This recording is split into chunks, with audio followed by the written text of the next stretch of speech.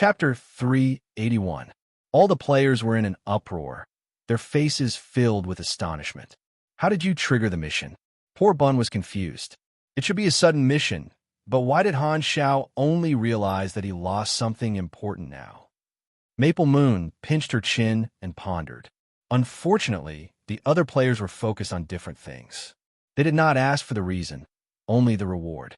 It's NCO class armor. Second Prince's eyes lit up. This was one level higher than their enlistee class armor. Everyone wanted it. A competitive mission. How Tion's expression froze. Suddenly, he felt the ground tremble. He turned around and saw Frenzied Blade jump out without hesitation. The ground cracked under his feet, and he was as fast as a wild rabbit. He immediately went to look for clues without wasting any time. Only Li Ji's reaction was different from the others. His eyes lit up, and he was pleasantly surprised. The black bead, isn't that the one in my hand? So Han Xiao is the special character triggered by the bead. Li Ge naturally had this thought. The bead was in his hand. Did that mean that he had fulfilled the mission requirement? No one knew that he had gotten it first. All the other competitors were destined to work for nothing. His feeling was great. A strong sense of joy exploded in his heart. Looking at the players around him, Li Ge felt a sense of satisfaction. At this moment, Han Xiao rushed back. Just as the others were about to ask him what happened, Li Ge pushed the crowd aside, took out his precious bead, and handed it to Han Xiao. Black Star, this seems to be something you lost, Li Ge said. Han Xiao's eyes lit up. He took the bead and said happily, Aya, how did you know this is my treasure? I lost it a few days ago. I didn't expect you to pick it up. You're really lucky. You helped me a lot. Let me think. Your armor is a little damaged. How about this? I'll give you a new set of armor as a reward. A satisfied smile appeared on Li Ji's handsome face. The other players were in stark contrast to Li Ge. Their faces were all stiff. What the hell? The mission ended right after it started? What's the point of competing? What a waste of emotions. All kinds of annoyance, speechlessness, annoyance, and envy gathered on Li Ge. Enjoying the feeling of being the center of attention, Li Ge shrugged and said, You're just jealous. Seeing this, Han Xiao played with the beads and smiled without saying anything, other than the actual reward. As long as Li Ge felt that he had an advantage over the others, he would voluntarily hand over the bead. These were the characteristics that Han Xiao had learned from Li Ji's past behavior. Tailoring this mission for Li Ge made him feel like he had taken advantage of the situation. Therefore, Li Ge obediently handed over the bead. Even his pride had been predicted by Han Xiao. He was still in the dark and gloating. Han Xiao walked to the side and checked the notification on the interface. You have obtained an unknown item. You can give it to a special person for a high reward, or you can take it for appraisal. The description of the bead was still the same. Han Xiao looked at the bead. It was dark and glossy. Magic radiance flashed on its surface from time to time. He quickly sorted through the memories in his mind. It's a magic item. Is this some kind of energy gem? An enchantment ball? Well, it doesn't look like either. Since Dark Star values it so much, this bead should be more precious. Maybe it's a secret message bead? Han Xiao thought to himself. The secret message bead was equivalent to an advanced safe in the magic category. It could only be opened with a special password. The security mechanism was a precise sealing magic array. The circuits of the magic array formed a maze-like lock. Only the password could trigger the array eye. It was very complicated. Of course, since there was a safety mechanism, there was a corresponding way to break the safety mechanism. Using a large magic array deconstructor to analyze the magic lock, or manually unlocking it with a high-level mage to pry open the secret message bead. What's important is not the bead, but what's inside, Han Xiao guessed. Originally, he thought that the bead would trigger the hidden mission, but it seemed like the secret message bead was just a prerequisite. He would not be able to guess Dark Star's purpose with just one bead. Only by taking out what was inside would he be able to unlock the next step. The description of the item said that there were two ways to use it. One was to give it to a special character. Li Ge had no clue, but Han Xiao was different. Dark Star or God Aura were most likely special characters. He could use the bead to exchange for rewards and decide which side he was on. If he appraised it, he should get a hidden mission. No matter which one he chose, the initiative was in his hands. Han Xiao smiled and felt very comfortable. At first, he was only hired to rescue the silvers. He did not expect that after so many twists and turns, not only did he join Floating Dragon Island, but he also ruined Darkstar's plan. Now that the secret message bead was in his hands, Darkstar was misled by the wrong information and was already eliminated. The result was good. In the prison of Floating Dragon Island, the people of the three mercenary groups were either sitting or lying down, resting in their cells. After such a long wait, the topic was already dry. There was no point in arguing about whether Blackstar could complete the mission. Anyway, they could only be spectators, and everything depended on Han Xiao. Although Goa said that she wanted to trust him, everyone subconsciously thought that Han Xiao did not have a chance. No one spoke, and the atmosphere was silent. The footsteps approached, and everyone thought that it was the patrolling guards. Unexpectedly, the person stopped in front of the cell and said, "Everyone, I've completed the mission." His voice is Blackstar. Goa, Serene, Porter, and the others looked up and saw Han Xiao standing outside the cell with a smile on his face. "You saved the silvers?" Porter jumped in front of the bars, stared at Han Xiao, and said in disbelief. Serene interrupted. His tone was confused, but also had some expectation. He asked, "You're not joking, right?" Hearing that, Han Xiao took out his communicator. He had just contacted the employer, and the employer was very surprised to know that their comrade was saved again. Han Xiao saved them from losing a lot of money, and the employer was not stingy with his words of praise, praising him to the skies. Han Xiao naturally did not know that there was a debate within the employer. The captain who chose to trust was the happiest and felt that Han Xiao did not disappoint him. The people who doubted him before had nothing to say, especially the employer who suspected that Han Xiao and Horlade were in cahoots to scam money. They felt extremely ashamed. The employer personally confirmed that their comrade was saved by Han Xiao. The hundreds of mercenaries suddenly stood up with shock on their faces. Most of the mercenaries did not have much hope at first. When they were captured, they could not do anything, so they gave the mission to Han Xiao and asked him to do it in the nick of time. However, Han Xiao really succeeded, and everyone was moved. Goa clenched her fists, and her eyes were bright. "You did not disappoint us." Han Xiao raised his eyebrows and complained, "Is that so? You guys are acting like you didn't have any expectations for me before." The mercenaries scratched their heads embarrassedly. Sky Ring, Blades, and Purple Gold, the three famous armies. When they joined this mission, although Blackstar was their teammate and they did not show it on their faces, they felt a sense of superiority in their hearts. In the eyes of most of the mercenaries, Han Xiao's team was a dispensable addition. However, it was the person they looked down on who completed the mission alone when everyone else was helpless. All the mercenaries were shocked. After being happy for a while, everyone controlled their emotions. Serene asked about what happened, and Han Xiao picked out the relevant parts and told them. Things like Darkstar were naturally hidden, and the mercenaries listened quietly. After he finished, Serene shook his head and said, Horlade thought that he was a rare commodity and wanted to use his comrade to blackmail the silvers. It was a good idea, but he ended up losing everything. This is greed, Han Xiao nodded. Horlade originally had many choices, but his appetite was too big.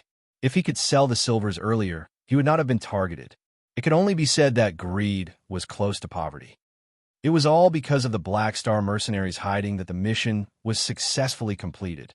The mercenaries recognized Blackstar's ability and were impressed. Other than informing his comrades, Han Xiao also wanted to ask when they would be released.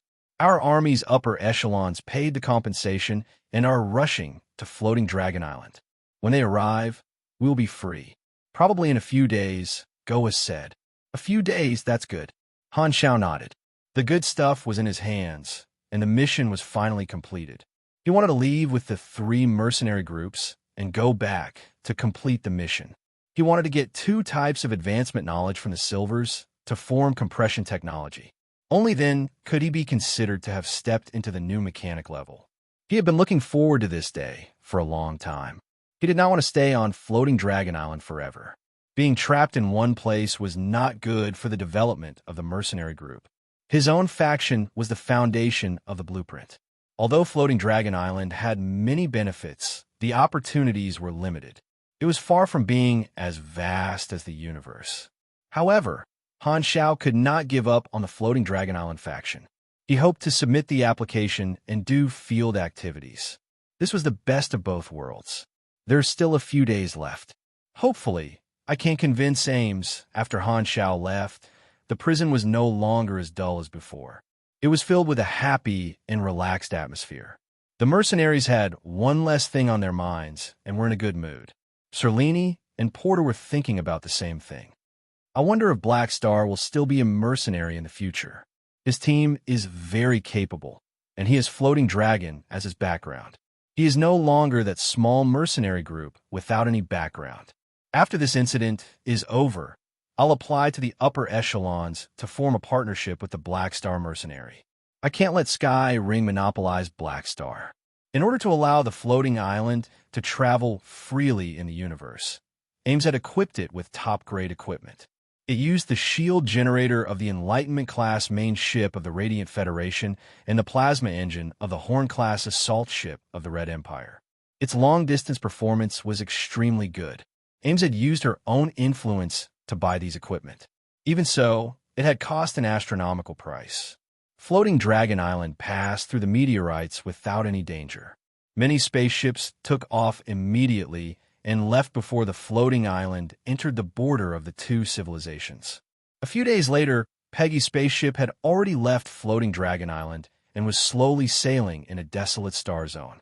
There were no stars there, only dead gray and black planets.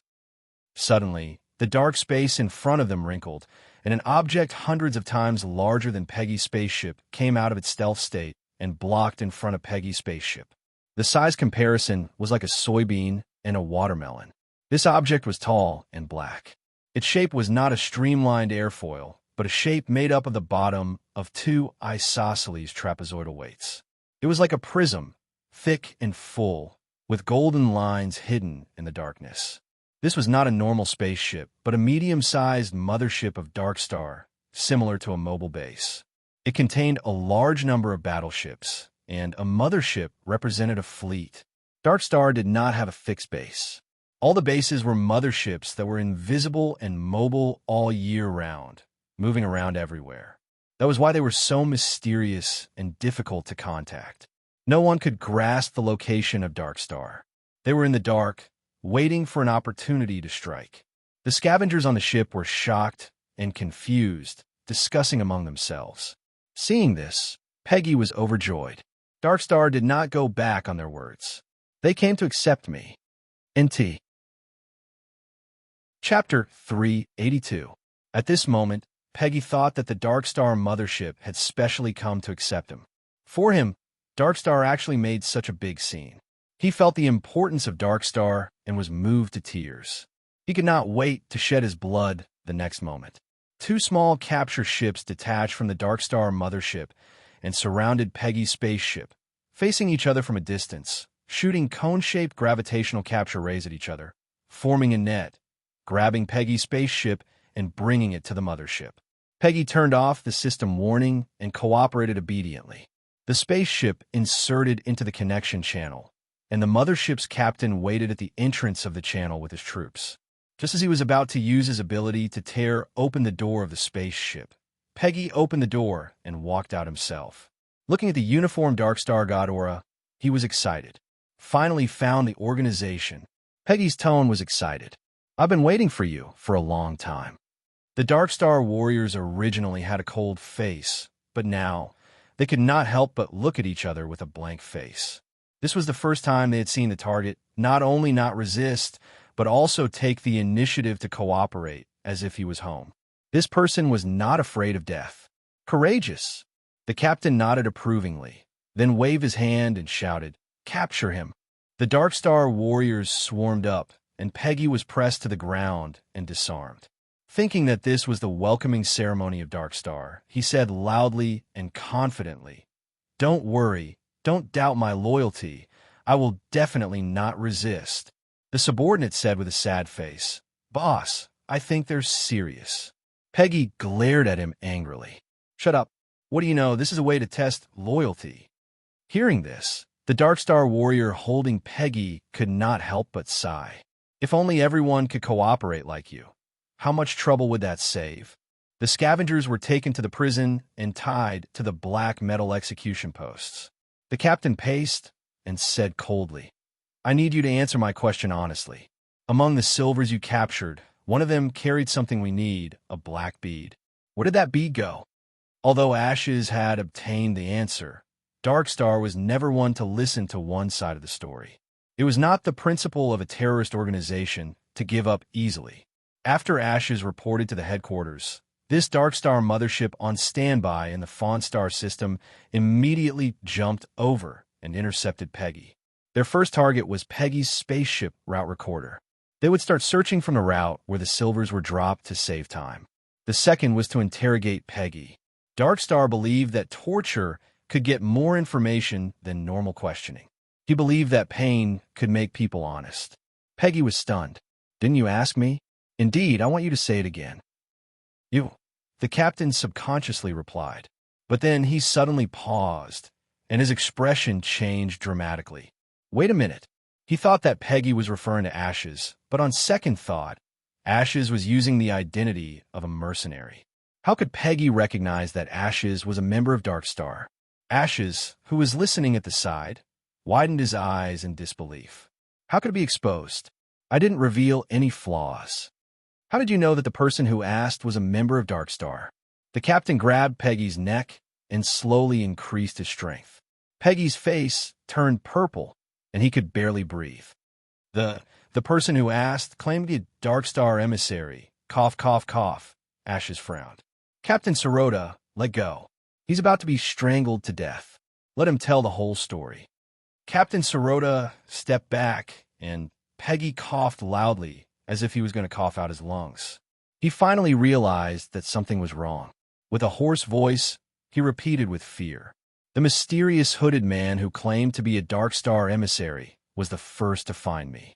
His goal was also the black bead. I told him the whereabouts. I've always admired you guys, and he promised to let me join Darkstar. Then, he said that later, another force would also come to ask about the bead. He asked me to deceive the next group of people. Not long after, a man who claimed to be a mercenary came. I sent him away according to the Darkstar emissary's explanation. A man who claimed to be a mercenary? Isn't that me? Ashes came back to his senses, and his face became as ugly as excrement. His tone suddenly turned cold. So you lied to me. Peggy's expression changed drastically. What? You're the guy who claimed to be a mercenary? You guys are Darkstar, and that Darkstar emissary is a fake. Sirota and Ashes' expressions became serious. The situation suddenly became complicated. It turned out that another mysterious force was also eyeing the secret message bead, and they even dared to use the name of Darkstar to cheat others. They were really tired of living. This was a provocation to Darkstar. Once they were found out, they would definitely make this force suffer a fate worse than death. Then the question was, what was the mysterious force's background? Why did they know the truth about the secret message bead? Was their real goal the product in the bead, or was it to destroy Darkstar's plan? Were they here for the money, or were they Darkstar's enemies? Ashes was confident that he didn't give himself away, so he was puzzled. Which part of the plan had gone wrong? He thought he was the hunter, but the mantis stalks the cicada, unaware of the oriole behind. There was also a pair of eyes staring at them from the shadows, hiding deeper than Darkstar. It made his hair stand on end. More mysteries appeared, and things became more difficult. The first thing that came to mind was the traitor of the organization. If he wasn't a member of the organization, how did he know so much secret information? Then, where's the real whereabouts of the bead? I'm not sure, but I didn't throw it into outer space, but carried it with me. I lost it during the battle on Floating Dragon Island. Ashes' expression was cold. That mysterious force wanted to mislead Darkstar. If they hadn't wanted to kill them, they would have been fooled. Thinking about the actions of that mysterious force, Their methods were strict and bold. They knew that they were competing with Darkstar, but they still dared to impersonate Darkstar. They guessed their intention to keep it a secret, grasped the psychology of each party, and finally misled Peggy and Darkstar. They almost succeeded. This careful thinking made Ashes wary. Just a little bit more. Since it wasn't thrown into outer space, it's easy. Go and investigate all the forces involved in the chaotic battle. No matter what method you use, pry open their mouths. One of them must have picked up the secret message bead. It's impossible that there weren't any eyewitness reports. Sirota ordered. Some of the wanted criminals have already left Floating Dragon Island and need to be intercepted by the mothership. Leave those who are still on Floating Dragon Island to me. Ashes suppressed the anger of being played, and his tone was cold. While looking for the whereabouts of the secret message bead, ask about that mysterious force, Sirota added. I know. Ashes frowned. Although he agreed, he really had no clue about the mysterious force. Then what about me? Peggy was no longer as confident as before. He was a little flustered, but he felt that he should have done something for Darkstar by telling them the information and finding the hidden enemy. Sirota glanced at him and waved his hand. The surrounding Darkstar warriors raised their light rifles and aimed at the execution pillar. All the scavengers were shocked. They struggled and hurriedly begged for mercy. Don't kill me. This is just a misunderstanding. I didn't mean to lie to you. Darkstar is my idol. My wish has always been to fight for the cause of the hybrids. Please let me join you, Peggy explained loudly while trembling. You really want to contribute to Darkstar? Sirota's eyes flashed. Yes, Darkstar is my belief. I'm willing to do anything for you. Peggy hurriedly revealed his true feelings and expressed his loyalty. Very good. To us, you're more useful dead than alive. Darkstar thanks you for your contribution, Sirota said with a cold smile. Silencing people was the biggest purpose of Darkstar's trip. The fewer outsiders who knew about the whereabouts of the secret message bead, the better. The light rifles shot out lasers, and the scavengers were hit with melted wounds one by one. Their screams reached the peak first, then they quickly weakened and lost their breath. The lasers were magnified in front of their eyes, and their vision became white. Peggy opened his eyes wide and screamed.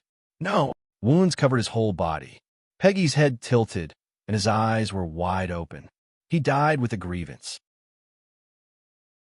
Chapter 383. 2 days later, the cooling storage box was opened, and liquid nitrogen cold air flowed out. Higher's appendages operated the metal pliers and took out 10 test tubes filled with silver potions. This was a gene potion made from the spinal fluid of the Void Dragon race. The Void Dragon had a strong vitality, and their corpses and spinal cords were still active even after death. They would only disappear completely after a few hundred years. By extracting the active factors, it could be made into a great tonic that could strengthen one's body. Most creatures could consume it, including humans. 10 sets of refined Void Dragon marrow. These cute little things are yours. Higher's sharp teeth moved, and the translator translated into bug language. The substantial reward that Floating Dragon gave Han Shao was 50 kilograms of Void Dragon bone and 10 sets of dragon marrow. It was originally 100 kilograms of Void Dragon bone, but he had specially requested for half of the Void Dragon bone to be replaced with dragon marrow. The effect of the Void Dragon marrow was to permanently increase one's attributes without any side effects. It was extremely precious to the players. Picking up a tube of dragon marrow, Han Shao observed it carefully. The density was not as dense as mercury, and it was translucent and light silver. The potion was very pure and had a little bit of starlight. The item notification was triggered as soon as he touched it.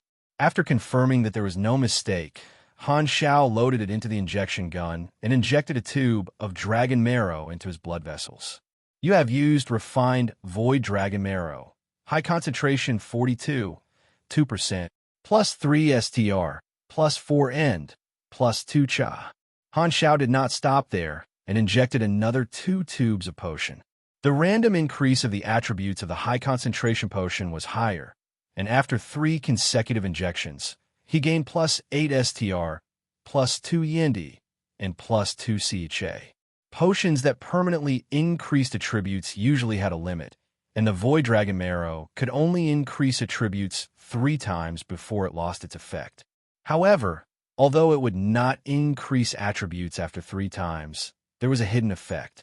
If he continued to use it, and the dosage reached a certain level, he would gain a talent called Void Genes. On the surface, it only increased his speed and dodging rate, but the real benefit was that it would affect his choice during his race evolution. In his previous life, this was the result of a coincidence. One had to know that the Void Dragon Marrow was very rare, and it would not have any effect after 3 uses. Most people would not waste it. Han Xiao could not help but thank that rich tycoon. Otherwise, no one would know this secret. Based on the accumulation of medicinal properties, you'll need about 20 tubes of low concentration. For high concentration, 10 tubes should be enough. Han Xiaoxin calculated and injected more and more dragon marrow into his body. As more and more silver medicine mixed into his blood, he felt waves of palpitations. Some parts of his body started to change, and the silver light in his eyes grew deeper and deeper. "Higher," said in surprise. "Hiss, hiss, hiss." "Oh, sorry, the translator just dropped. You're injecting too often. Aren't you afraid of genetic mutations? You should know when to stop." Han Xiao shook his head, indicating that he was fine. What he wanted was a genetic mutation. After injecting the 7th syringe, Han Xiao's body stiffened. A complicated feeling of coldness and heat exploded in his body. His feet were unsteady, and he staggered. His back hit the shelf, and he gasped for breath. His brows were furrowed so tightly that they could almost kill a fly. He gritted his teeth. All the nerve endings in his body were transmitting the excruciating pain to his brain. Every blood vessel was throbbing and bulging. "You have received talent, Void Genes." After a while, the pain lessened. It felt like a century had passed. Han Xiao heaved a sigh of relief and wiped away the cold sweat on his forehead. Suddenly, he touched a bulge. It felt a little hard, like a scale. He took out a mirror and looked at it. His pupils became silver, and there did not seem to be any abnormalities between his eyebrows. However, he clearly touched a diamond-shaped skin that had hardened. When he activated his energy, the cells in his body became active. This diamond-shaped skin turned from flesh to bright silver. It was very obvious. "Whoa, Guanjianku Erlang Xian." Han Xiao was amazed. Not only did this silver mark not ruin his handsomeness, it even made him look more fashionable. If it shone a little brighter, he would be able to imitate Solar Fist. This was a new organ produced by genetic mutation, and it was also a change brought by Void Genes. It could be used to increase one's perception of space. Han Xiao had obtained this molding talent a long time ago, and it had accompanied him through all kinds of dangers. The last time, he had injected another type of genetic agent. This time, the Void Dragon Marrow had allowed this BSS molding talent to evolve again. The conversion ratio between END and HP had increased from 5 to 30, doubling it and giving him an additional 25% resistance. This was a complete surprise. Players could not have molding talents. This was the first time Han Xiao knew that molding talents could be upgraded. His maximum HP had increased by more than 4,000, which was equivalent to 1/3 of his original HP. "I've left a trail of dust behind me on the path of meat and will never return." Han Xiao's eyes lit up as he speculated. More precious genetic agents can increase the level of enhanced life force. If you want to level up, you have to inject more genetic agents into your body. However, genetic agents can't be used carelessly. Otherwise, it will cause a rejection reaction that will cause gene mutation or even gene collapse. The best choice must be something like this that has no side effects.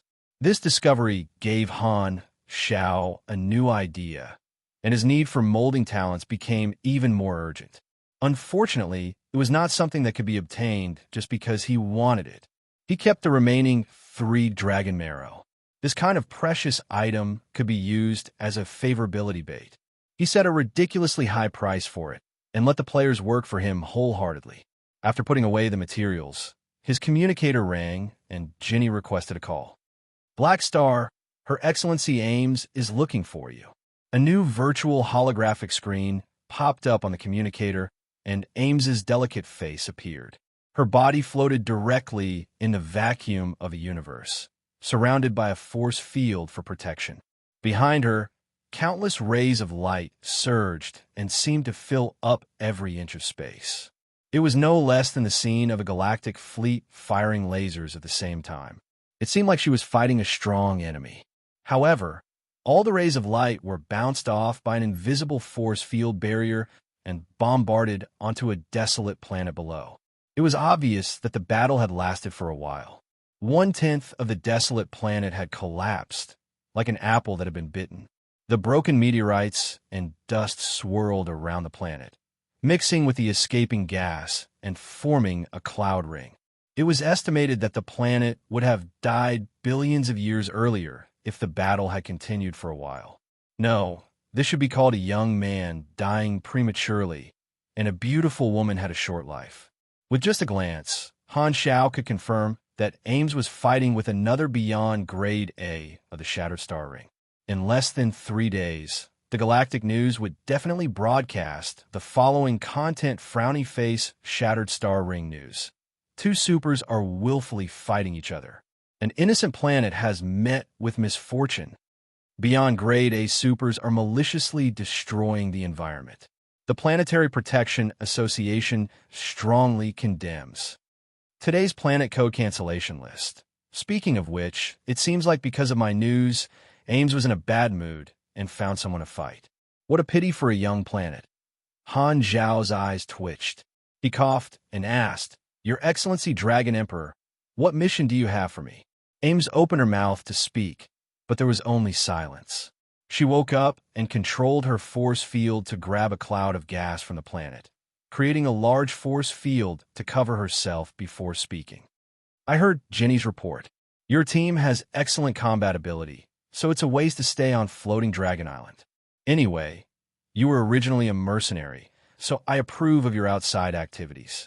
I have a mission for you. You've seen my teacher before, so help me find out more about him," Ames said.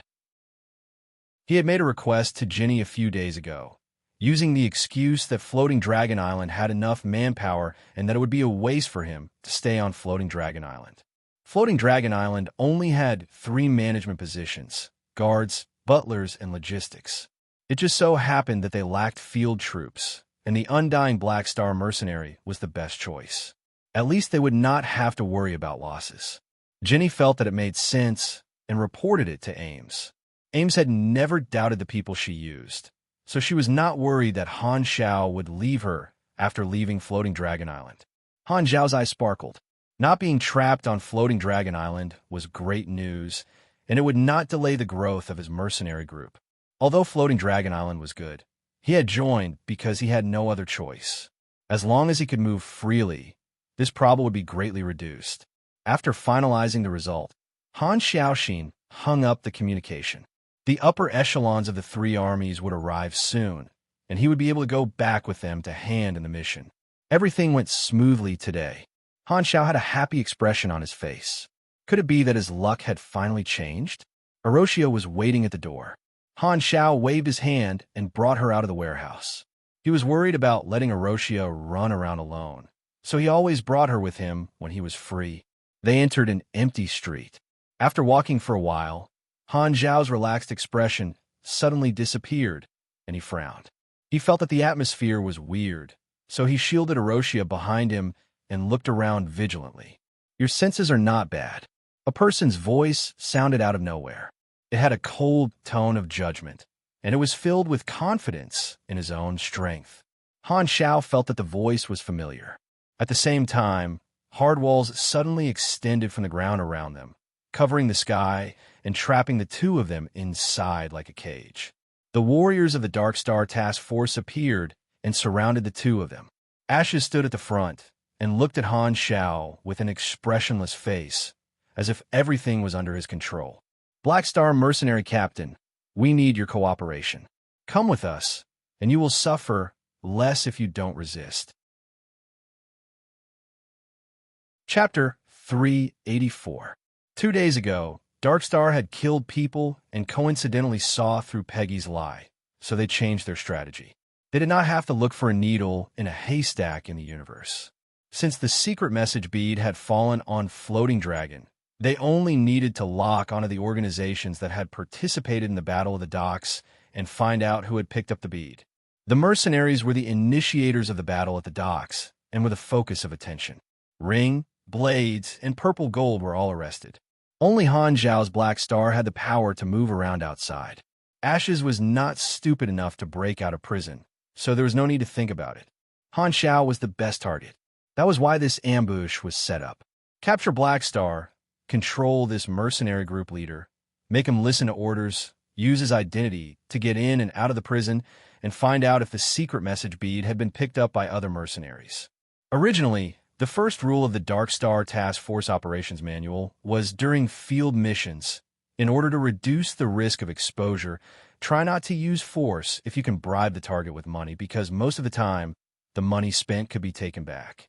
However, in Darkstar's knowledge, the mysterious organization that was plotting the secret message bead was hidden on Floating Dragon and knew the truth before them. It was very likely that they had contacted the mercenaries before them. After the incident of Peggy's deception, Ashes did not want to be fooled again, so he decided to use force directly. As a member of a large violent terrorist organization, he always had a sense of superiority when facing mercenaries. They were like the god of death hidden in the dark, cool, and stylish. Mercenaries, on the other hand, were like country bumpkins who would do anything for money. They had no beliefs and were not even as good as bounty hunters who specialized in hunting down wanted criminals. It was simply frustrating. For those of us who are out there, we pay attention to style.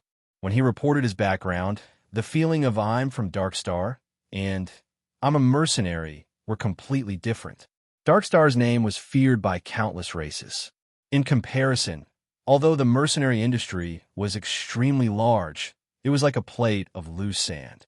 The difference between good and bad was like the difference between a stone and a sandcastle.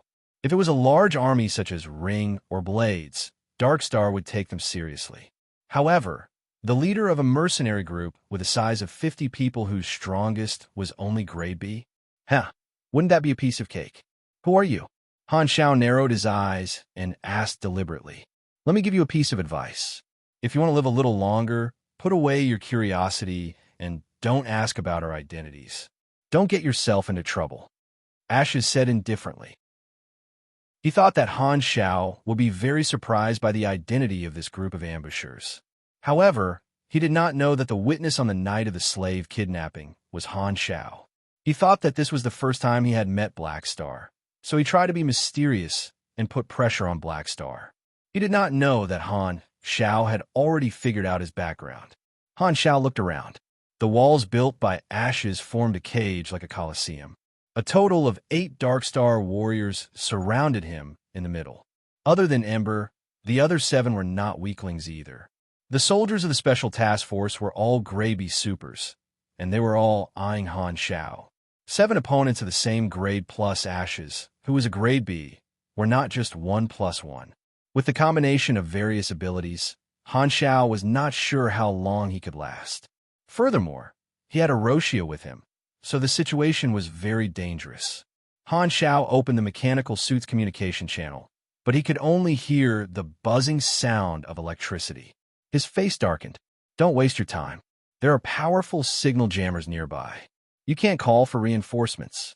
Ash's tone was cold. What he meant was that no one would come to save him even if he screamed himself hoarse. Looks like you think you have me. Han Zhao remained calm and said, Anyway, I have nowhere to run. What do you want me to do? Maybe we can discuss it. I don't want to fight a meaningless battle. We want you to ask the mercenaries about the whereabouts of a black bead, Ashes said. Hearing this, Han Zhao's expression did not change. He quickly analyzed in his mind. Looks like Darkstar probably got the truth out of Peggy's mouth. They probably also know that someone is impersonating them and competing for the secret message bead, but they don't know that it's me. The attack this time was not because I was exposed, but because I happened to be one of the targets. This is very important. They don't know that the bead is with me. If they pretend to cooperate, and pretend to be polite, they might be able to get away with it. He was more concerned about how Darkstar had unearthed. At this point, it seemed that he was just coincidentally used as a model mercenary. The fact that he was impersonating Darkstar was not exposed. It was not that he could not consider compromising with Darkstar. After all, there was an insidious method called infiltrating the enemy. If handing over the secret message bead could be exchanged for the qualification to join Darkstar, it was also an option. However, the risk was unknown and difficult to measure. Han Xiao narrowed his eyes and acted as if he did not know what the bead was. He said, "This is just a small matter. I can help. There's no need to use force."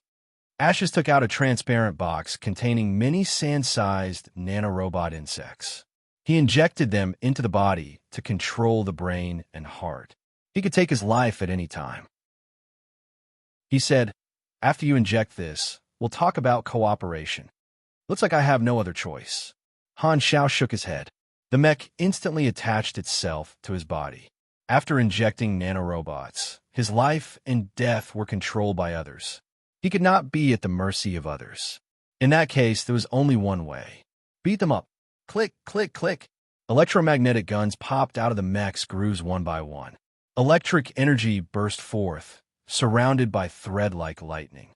Han Xiao not only held the guns with both hands, but the remaining guns were also controlled by energy and fired in all directions. Two. In an instant, bullets flew. The intertwined tracer trajectories of blue lightning spread out with Han Xiao as the center, like a blooming dark blue rose. The battle suddenly erupted. Han Xiao used sliding shots, control vision, to increase his firing speed, and magnetic vision, data flow, to increase his machinery affinity. He even used surging mechanical force and overload to increase his explosive power. The soldiers of the Darkstar Special Task Force were shocked by this firepower. They all dodged and blocked in different ways. What a waste of time. Ashes controlled the dust to turn into a shield and blocked the bullets with a calm face. To him, as long as the enemy's grade was lower than his, no matter how they fought, it was all for show.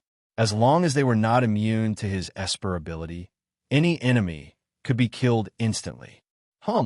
With his Esper ability activated, his sense of touch extended, and his vision changed. Ashes could clearly see the atomic structure of Han Xiao's body. The carbon elements were marked and glowed, spreading all over his body like a river. He was very familiar with controlling these carbon elements. He had done this countless times before. However, Han Xiao's body seemed to have turned into a mountain in a trance. His Esper ability, which had always been successful, actually failed. He could not control the carbon atoms in his body at all. His structure was extremely tight and unshakable. The calmness on Ash's face was instantly broken and replaced by shock. "It's you." Ashes stared at Han Xiao in shock. Chapter 385. You're the culprit who attacked the slave market. Han Xiao also pretended to be shocked, as if he had just recognized Ashes. His acting skills were superb, and the shock in his tone was as real as it could be. According to the information that Darkstar had, he was just an insignificant passerby. Once they fought, they would definitely discover that he was the witness of the hasty fight that night. From Ash's perspective, they had only met once, which was the night of the slave market attack.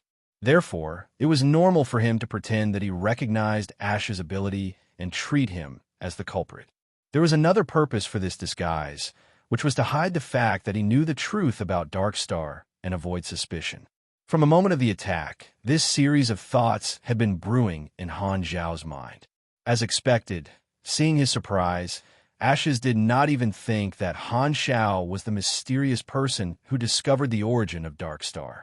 On the night of the attack, due to the area being blackout, both of them were wearing masks and mechas, so they did not know each other's identity. They did not expect to meet each other by accident. Enemies are bound to meet on a narrow road.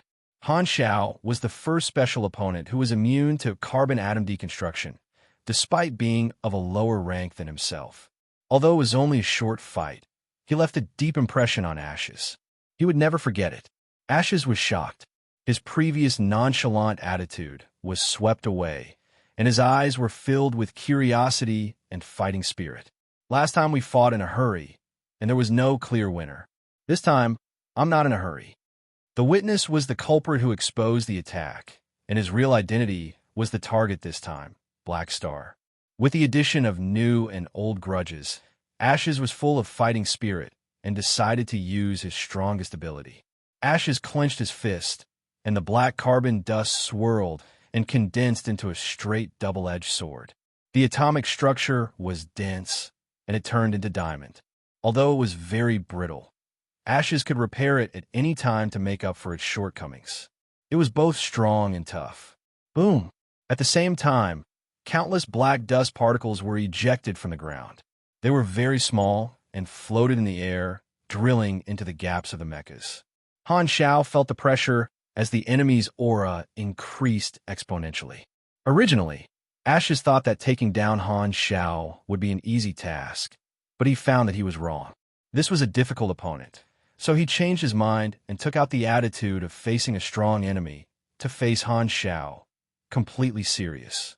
Who? 7 sonic spheres flew out and floated in the air, creating a sound amplification field.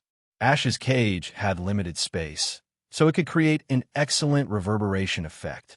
With the black scythe in hand, the shield of the hovering shield shuttle surrounded his body. His gauntlets, arm gauntlets, and leg gauntlets lit up with red and blue heat. The parts of his body that had been strengthened with the electromagnetic combustion technology last time were at full power. Due to signal interference, Han Xiao could not call for support from afar, so he could only fight in his mechanical suit's normal state. Without any backup equipment, it was extremely disadvantageous for a mechanic. Hide to the side. Han Xiao pushed Orochio away and turned his scythe. The electric blade slashed out and hit the wall, but it was not damaged at all. His eyes darkened. The wall was too hard, and he couldn't break out. There was no way out. He could only fight. At this time, the 7 Dark Star warriors unleashed their abilities. The 3 pugilists were like beasts and dragons, charging forward in a triangular formation and surrounding Han Xiao. Bang! The sides slashed out a full moon and clashed with the 3 of them. The shockwave spread out and reverberated in the cage. Orochio was forced to the edge and could only watch from the side. Ashes was extremely curious about Han Xiao's ability to be immune to control. Since he had set up signal interference, Black Star would not be able to call for support, so he had the time to slowly torture Han Xiao. Emergency mission. Support. Mission introduction. Your captain was ambushed by a group of uninvited guests and is in a tough battle. As a member of the mercenary group, remember that your captain is in trouble and support him from all directions. Mission requirements. Hurry to the battlefield and support Black Star. The coordinates are reward. Depends on the speed and number of reinforcements. Consequences of rejection. -300 Black Star. Mercenary favorability. All the players were energized. Ash's Esper ability was very strong. Not only was he good at close combat, but he could also control countless floating dust particles to turn into spears or tentacles to restrict Han Xiao's movements. So far, the biggest threat was the dust particles that seeped into the gaps of the mechanical suit and changed shape inside, destroying the structure of Amphiptera. At least 1/3 of the damage was dealt by Ashes. The 7 Darkstar warriors cooperated well. The 3 pugilists restrained Han Xiao, throwing punches and kicks at each other ferociously. Of the 2 espers, one could secrete strong acid, and the other could convert cosmic energy and inject special metals into them, causing them to become structurally unstable and turn into explosive bombs. The 2 of them hit at the side and madly attacked Han Xiao. One spat saliva, and the other threw iron balls. There was also a mechanic who was good at electromagnetic interference and AI intrusion. He connected to Amphiptera through his combat suit and wrote a hacking program to interfere with Amphiptera's system, even trying to seize control of it. Han Xiao's AI technology was still in the realm of basic knowledge, so he could only turn off most of the automatic functions and maintain the manual neural link. He stopped probing and analyzing to prevent Amphiptera's system from being breached. This mechanic also controlled several shield generators to block damage for his teammates. The last person was a lightning mage who worked closely with Ashes. He used carbon dust as a bridge to release electric magic, and Ashes turned it into strong conductive graphene to increase the power. He also formed an all-around electric shock to burn down Amphipteра's internal circuits. Bang! Bang! Bang! Attacks fell on Amphiptera like a storm, and the number of wounds increased rapidly. 7 people of the same level and 1 strong enemy besieged Han Xiao. It was as if he was facing a stormy sea, and it was difficult for him to fight back. Even after activating Snake, Demon, he could barely maintain the situation. He wanted to kill the enemy, but he could not. The durability of the mechanical suit dropped rapidly. In just a few minutes, it had dropped to 16%. It was almost destroyed, and it was on the verge of collapse. Han Xiao took a deep breath and poured all his energy into the propulsion device. He twisted at a shocking angle and escaped from the battle like a fish, heading straight for the Esper who was spitting acid. As he approached, Garrett fired a cannon at that mechanic, making him unable to protect himself and unable to control the shield to protect his teammates. Garrett then swung the black scythe and was about to chop down on his head. Explode! Ashes shouted and clenched his fist. Before Han Xiao attacked, he could give the damaged Amphiptera one last blow. In an instant, countless spikes bloomed inside Amphiptera. The mechanical suit was instantly riddled with holes, and it was about to fall apart. At this moment, a blurry white light bloomed, and the Amphiptera that was about to shatter miraculously gathered together. Its energy level was restored to its peak. Machinery continuation. What? Ashes was shocked and surprised. His sure-kill attack had failed to break Han Xiao's combat weapon. It was too late to stop it now. The Acid Esper originally believed that Ashes could stop Han Xiao in time, but he was shocked and could only watch as the cold light of the scythe expanded in his vision. At the same time, will burn. Swoosh! A deep black light flashed, and blood splattered everywhere. A hideous scar extended from the top of the Acid Esper's head to his chin, as if it had split his face into 2. The enemy's HP plummeted. The Acid Esper screamed and fell to the ground, blood spurting out from his face. Before Han Xiao could slash down, Ashes hurriedly blocked him. The next moment, Amphiptera shattered into parts on the ground. The machinery continuation allowed Amphiptera to last for another 5 seconds, and it was this extra time that allowed Han Xiao to slash down and heavily injure one of them. Huff, huff! Han Xiao panted heavily. He had wanted to kill the Acid Esper for a long time, and the Acid Esper kept spitting at him.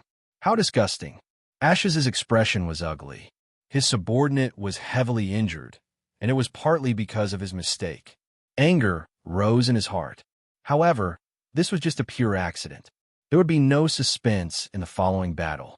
Black Star had already reached his limit after holding on for so long.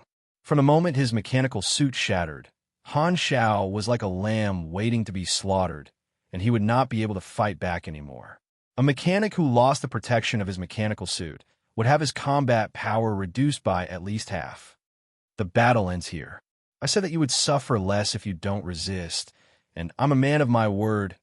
Ashes' eyes were cold. Are you ready to feel pain? Amphiptera was destroyed, and he could not summon a backup mechanical suit. Han Xiao's body was no longer protected. He glanced at the broken parts on the ground, and his expression did not change at all. He casually placed the black scythe on his shoulder and said, "Don't speak too soon. The battle will only be over when I fall." Chapter 386.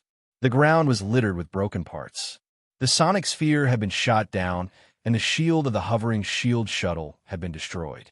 The black scythe was a melee weapon and was extremely tough. Its blade was wide and could be used as half a shield. This was the only weapon Han Xiao had left. Whoosh! In the cage, the floating carbon dust solidified into sharp spikes. The spikes were aimed at the ground and rained down from the sky. The attack range was extremely wide, sealing off all possible escape routes. If the target was a mechanical suit, this kind of attack would not be able to pose a threat. However, Black Star's armor had been destroyed by him, and a mechanic without any protection was extremely weak. Ashes did not want to kill Han Shao. After all, he needed to capture him alive. However, he was more than happy to let Han Shao suffer a little, so he only aimed at the non-fatal parts. Swoosh! The black scythe swung out a cold light and slashed at the spikes. However, with Ash's control, the spikes were endless. Han Shao tried his best to block those that he could, and those that he could not block, he could only take them head-on. A lightning-like energy appeared on his body to provide energy protection. The spikes only caused some superficial wounds when they hit his body. Ashes casually controlled his Esper ability and attacked Han Shao while coldly saying, "A mechanic wants to fight like a pugilist. Without any martial arts techniques, your energy is not as thick as a pugilist's, and it's completely different from the energy attribute of a pugilist. If you were a mechanical pugilist, you might have a chance, but you're just a mechanic. How long do you think you can last? Your resistance is pointless. Are you still not going to give up?"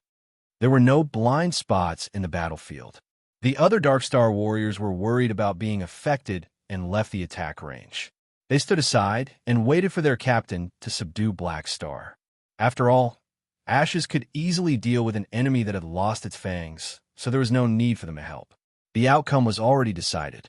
Black Star would not be able to hold on any longer.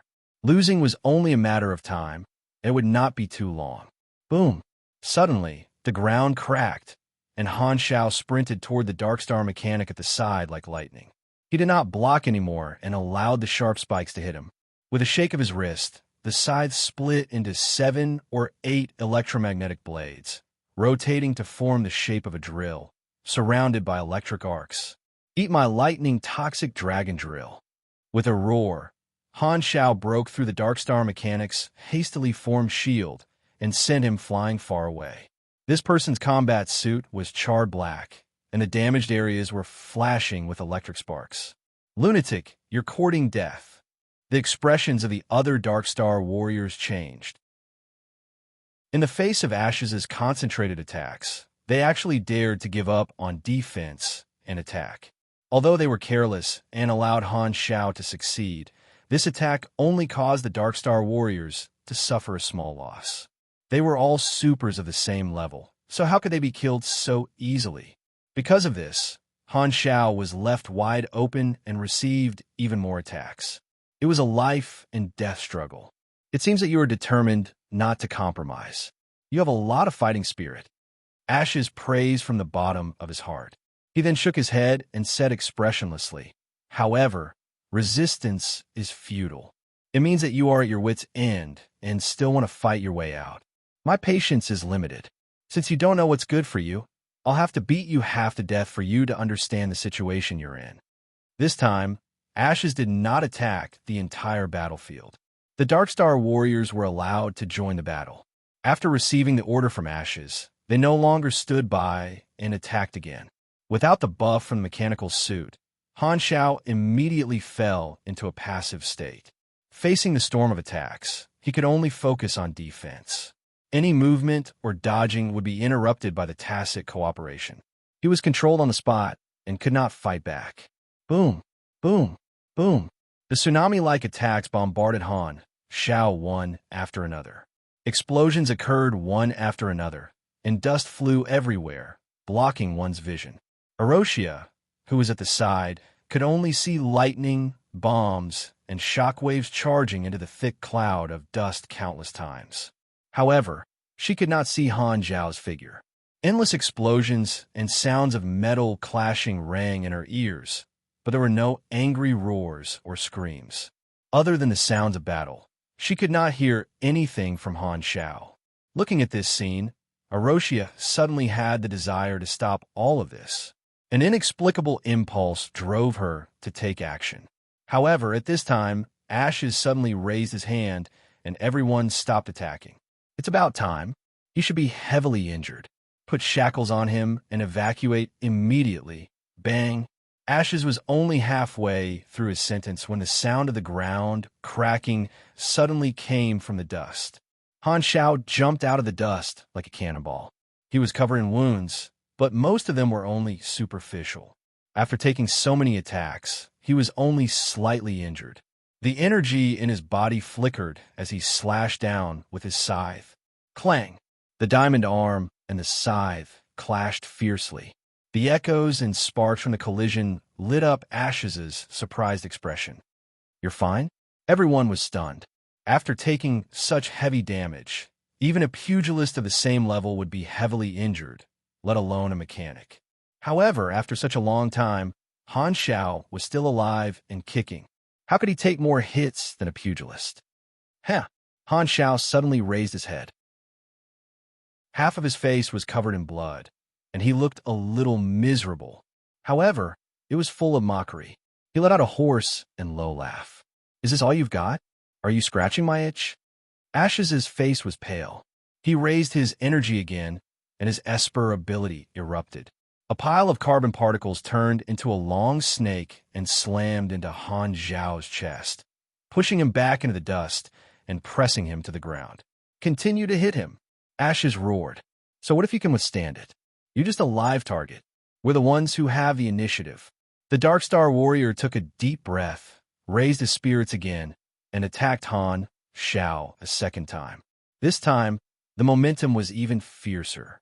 Ashes attacked viciously, and his eyes were fierce. He had no intention of stopping at all. Seeing this, Eroshia's eyes flickered. She took a few steps forward, picked up the electromagnetic gun that Han Xiao dropped, raised it with both hands, and fired at Ashes. Ding! Ding! The needle-like bullets bounced off his diamond skin. Ashes turned around and snorted. He waved his hand and controlled the carbon particles in Eroshia's body, slamming her to the ground and immobilizing her. When he launched the ambush, Ashes had sensed that Eroshia was just an ordinary person, so he did not take it to heart and let her stay on the side. At this time, she fired 2 shots, but Ashes did not care. He controlled Eroshia and immediately turned back to focus on Han Xiao. After a while, the terrain was changed by the fierce battle. Han Xiao's position became a nearly 1-meter-deep pit. Thick dust filled the air and blocked his vision. "Stop!" Ash's breathing was slightly rapid. His Esper ability had consumed a lot of energy. The Dark Star warrior retreated.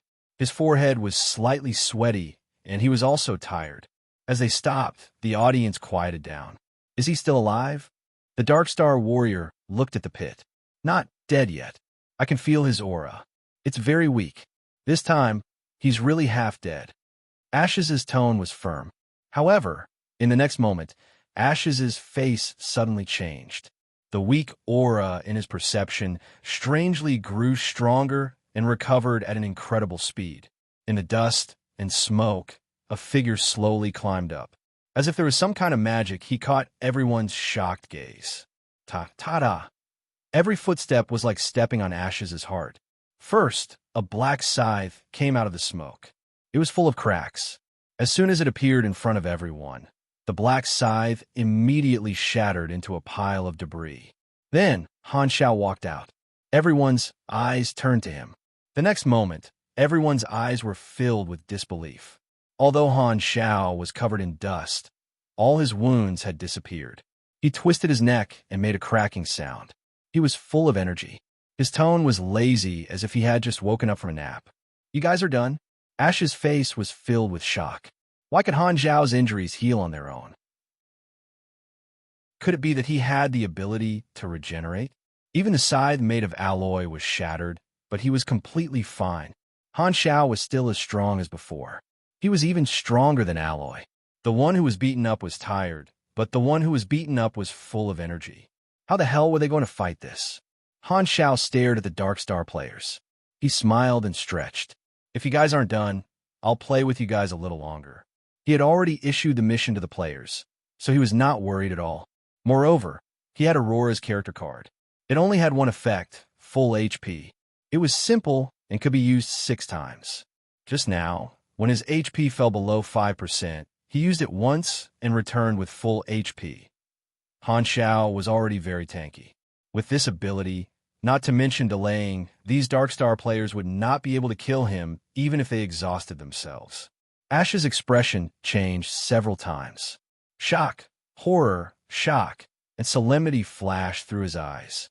In the end, all his emotions turned into fear, which was fixed in his eyes. Slightly lowering his body, Ashes restrained his aura. He was no longer arrogant and became more stable. This was how he behaved when facing a formidable enemy. When facing Han Xiao, Ashes initially looked down on him. When he realized that Han Xiao was an enemy who was immune to his killer move, he put away his carelessness and adopted the attitude of facing a strong enemy. He thought that he had taken him seriously enough, but he realized that he had still underestimated his opponent. From the beginning of the battle, in a short period of time, Han Xiao had constantly surprised him. Ash's impression of Han Xiao had changed for the second time. Ashes stared at Han Xiao and said word by word. Chapter 387. The Darkstar warriors all looked at Ashes, wondering what they should do. Ashes stared at Han Xiao and fell into a dilemma. Firstly, they had wasted more time than expected. He thought that he would be able to take down Han Xiao very quickly, but he did not expect him to have such a troublesome ability. Secondly, he did not know how strong Han Xiao's regeneration ability was and how many times he could recover. Ashes believed that Han Xiao definitely had a limit, but the problem was how long would it take to force it out. Han Xiao's toughness far exceeded the average level of a mechanic. Although they had heavily injured him once, there was a limit to their energy and stamina. Everyone's breathing quickened, and their chests rose and fell rapidly. The continuous high-intensity attacks had tired the Darkstar warriors, and they were unable to maintain their peak condition. Should they retreat or continue? Ashes hesitated. This time, he suddenly saw Han Xiao look up at the dome of the cage wall with a playful expression. Before they could react, a violent explosion sounded outside the cage. The wall vibrated, and cracks quickly appeared. Boom! The wall above their heads suddenly exploded, and the light of searchlights pierced in. A few spaceships floated in the air, and their laser cannons were aimed at the Darkstar warriors. Put down your weapons and surrender immediately, Perluz shouted through the loudspeaker. The Darkstar warriors' expressions changed. *T, the guards are here. The ambush was only set up a few minutes ago, and there were no patrols nearby. Could it be that a group of guards just happened to arrive? He's so lucky. From the start of the ambush to the end of the battle, less than 10 minutes had passed. As the speed and reaction speed of supers increased, they could complete more and more actions every second. The flow of time during a battle would slow down in one's senses, and every second would be slowed down by dozens of times. Both sides who were evenly matched would be able to grasp the slightest detail. The battle was very intense, but in the eyes of ordinary people, they could only see illusions and flashes of light. It's not a matter of luck. The people on the spaceships are all Black Star subordinates. He must have called for reinforcements. How did he break through the signal interference? Someone asked in disbelief. Ashes stared at Han Xiao and said in a deep voice, I admit that I underestimated you. Black Star, I will remember your name. Retreat. As soon as he finished speaking, the cage suddenly collapsed, turning into black dust that flew all over the sky, interfering with the detectors and vision. At this time, Ashes took out a metal tube, grabbed both ends of the tube, and twisted it, activating the device. A blue light spot appeared in the middle of the tube, emitting a halo that covered an area of 3 meters. The Darkstar warrior quickly walked into the blue light area. Then, Ashes twisted the metal tube again, and the blue light spot suddenly shrank, turning into a flash of light. The people and dust in the area disappeared without a trace. As the graphite dispersed, Han Xiao wiped off the dust on his face and went to the place where Ashes and the others had disappeared. He squatted down and brushed away the dust on the ground, revealing a circular pattern, a directional, short-range teleportation trigger. It should be a combination of space magic and quantum teleportation technology. It will leave almost no traces behind. We won't be able to catch up. Han Xiao shook his head and felt a little helpless. Darkstar's technology was much more advanced in comparison. Anyway, there was nothing he could do. The aircraft circled around and found nothing, so could only land. Han Xiao casually completed the player's mission. The reinforcement forced Ashes to retreat, causing Darkstar's plan to kidnap and control him to fail. However, Han Xiao was not happy. Ash's failure would definitely attract the attention of Darkstar. He had shown a lot of abilities, so he could not continue to keep a low profile. With the first attack, there was very likely to be a second one. Han Xiao did not have enough power to deal with such a large force at the moment, and even his mercenary group business would be in trouble. Tracing back to the source, it was only because this mercenary mission happened to encounter Darkstar's scheme. He was also very helpless. As long as he went to save the silvers, regardless of whether he got the secret message bead or not, he would attract the attention of Darkstar. In the beginning, he did not know that Darkstar was involved in this matter. There was no turning back. At least he now understood Darkstar's goal and obtained the key secret message bead. So he had the initiative. Although he had forced Ashes to retreat, he had also successfully concealed the fact that he knew the truth and was still hiding in the dark. It's better not to return the secret message bead to Darkstar. The risk is too high. Darkstar is ruthless, and exposing too much will put me in danger, Han Xiao thought to himself. Are you okay? Haluz walked behind him and asked with concern. Han Xiao waved his hand. I'm not hurt. You guys came in time. This time, it was the players who took the initiative to ask for reinforcements. Haluz was skeptical at first, but now he was sure that Han Xiao had some kind of telepathy with these direct subordinates. Who are these enemies? Why did they ambush you? They're the thugs who attacked the slave market. I recognize the ability of one of them. They probably want to take revenge on me, Han Xiao said casually, turned around, walked toward Erosia, and helped her up. Erosia shook her head, indicating that she was not hurt. Han Xiao thought about it and said, Your body contains a very high energy reaction, but you don't know how to use it. He had just seen the scene of Erosia firing, but being suppressed by Ashes instantly. She was not of any help at all. If Erosia had also been able to fight when they were ambushed, he would not have had to fight alone. Han Xiao was not an irresponsible person. He would not abandon her after completing the mission. Since he had taken Erosia away, he could only let her join the mercenary group. He did not need a burden. Erosia had a lot of potential and was worth grooming. If she became a super, at least she would not be a burden and could even provide some help. My body contains energy? Erosia lowered her head and pressed on her heart. Really?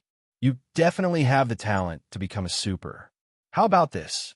I can teach you how to unleash your potential and become a super. Only then will your talent not be wasted, Han Xiao said. You wanted to learn about supers? Han Xiao shrugged.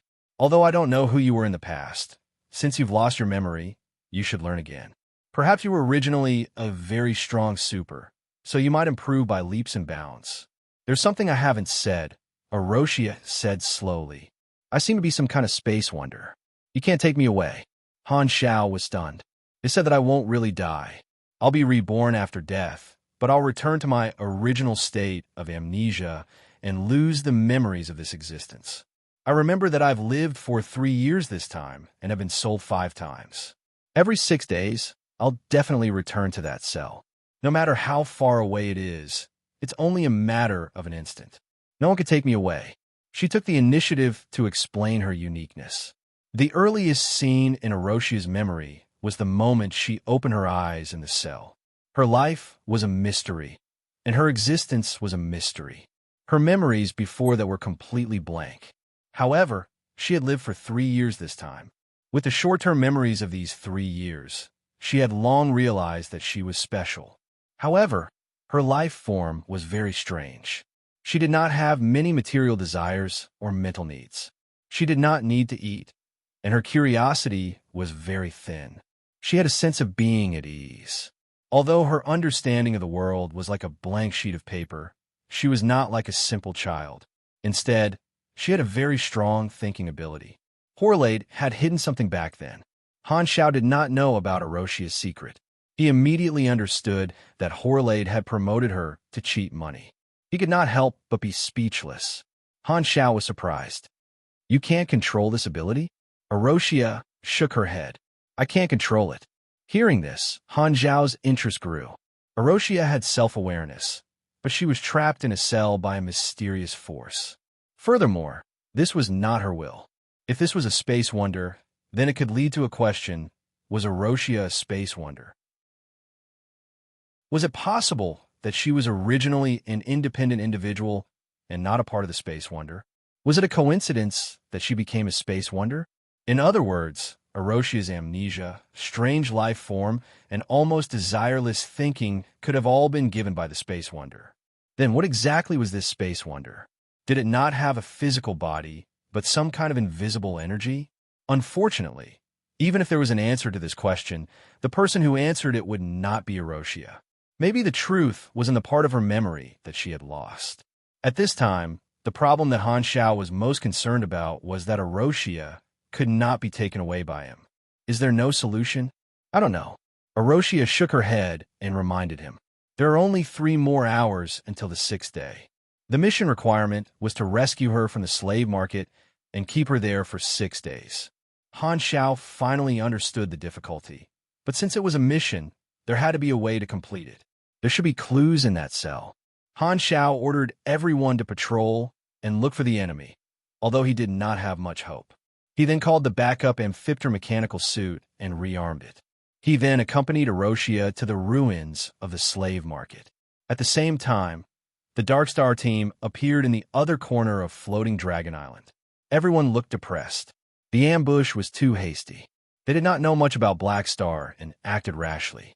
They thought that they had an overwhelming advantage in terms of strength and technology, so they underestimated the enemy. Arrogance was the reason for their failure. Ash's face was green. This was the first time he had failed against a target weaker than him. He minded this failure very much. It left a knot in his heart, and he was very unhappy. Opening the communicator to report the result, Ashes held back his unhappiness and stiffly repeated the failure. The upper echelons of Darkstar were very surprised. Their surprise and disappointment hit Ash's pride again. His resume had always been perfect, but this time there was a stain. Sirota has already intercepted all the criminals. There are no clues at all. Only the mercenaries are left. There's an 80% chance that the secret message bead is in the hands of the mercenaries. Then, should I continue to look for opportunities to deal with Black Star? You failed once. Don't take the risk. Leave. The upper echelon sighed. The veins on the back of Ash's hand bulged. Chapter 388. The slave market was being demolished and rebuilt. Han Xiao showed his identity as the logistics department to the construction team and successfully entered the underground corridor. He came to the cell that Arosia had once been locked up in. He looked around and knocked around, but he did not find anything unusual. Before him, Floating Dragon had already checked the cell, but found nothing. Arosia stood outside the door and suddenly asked, "Why do you want to take me away?" Han Xiao was speechless. He could not say that it was a mission requirement, so he could only say, "I'm very curious about you." Curious? Arosia mumbled. What is that feeling? Han Xiao said, "Curiosity is the desire for knowledge. For example, when an ordinary person loses their memory, they want to know who they used to be.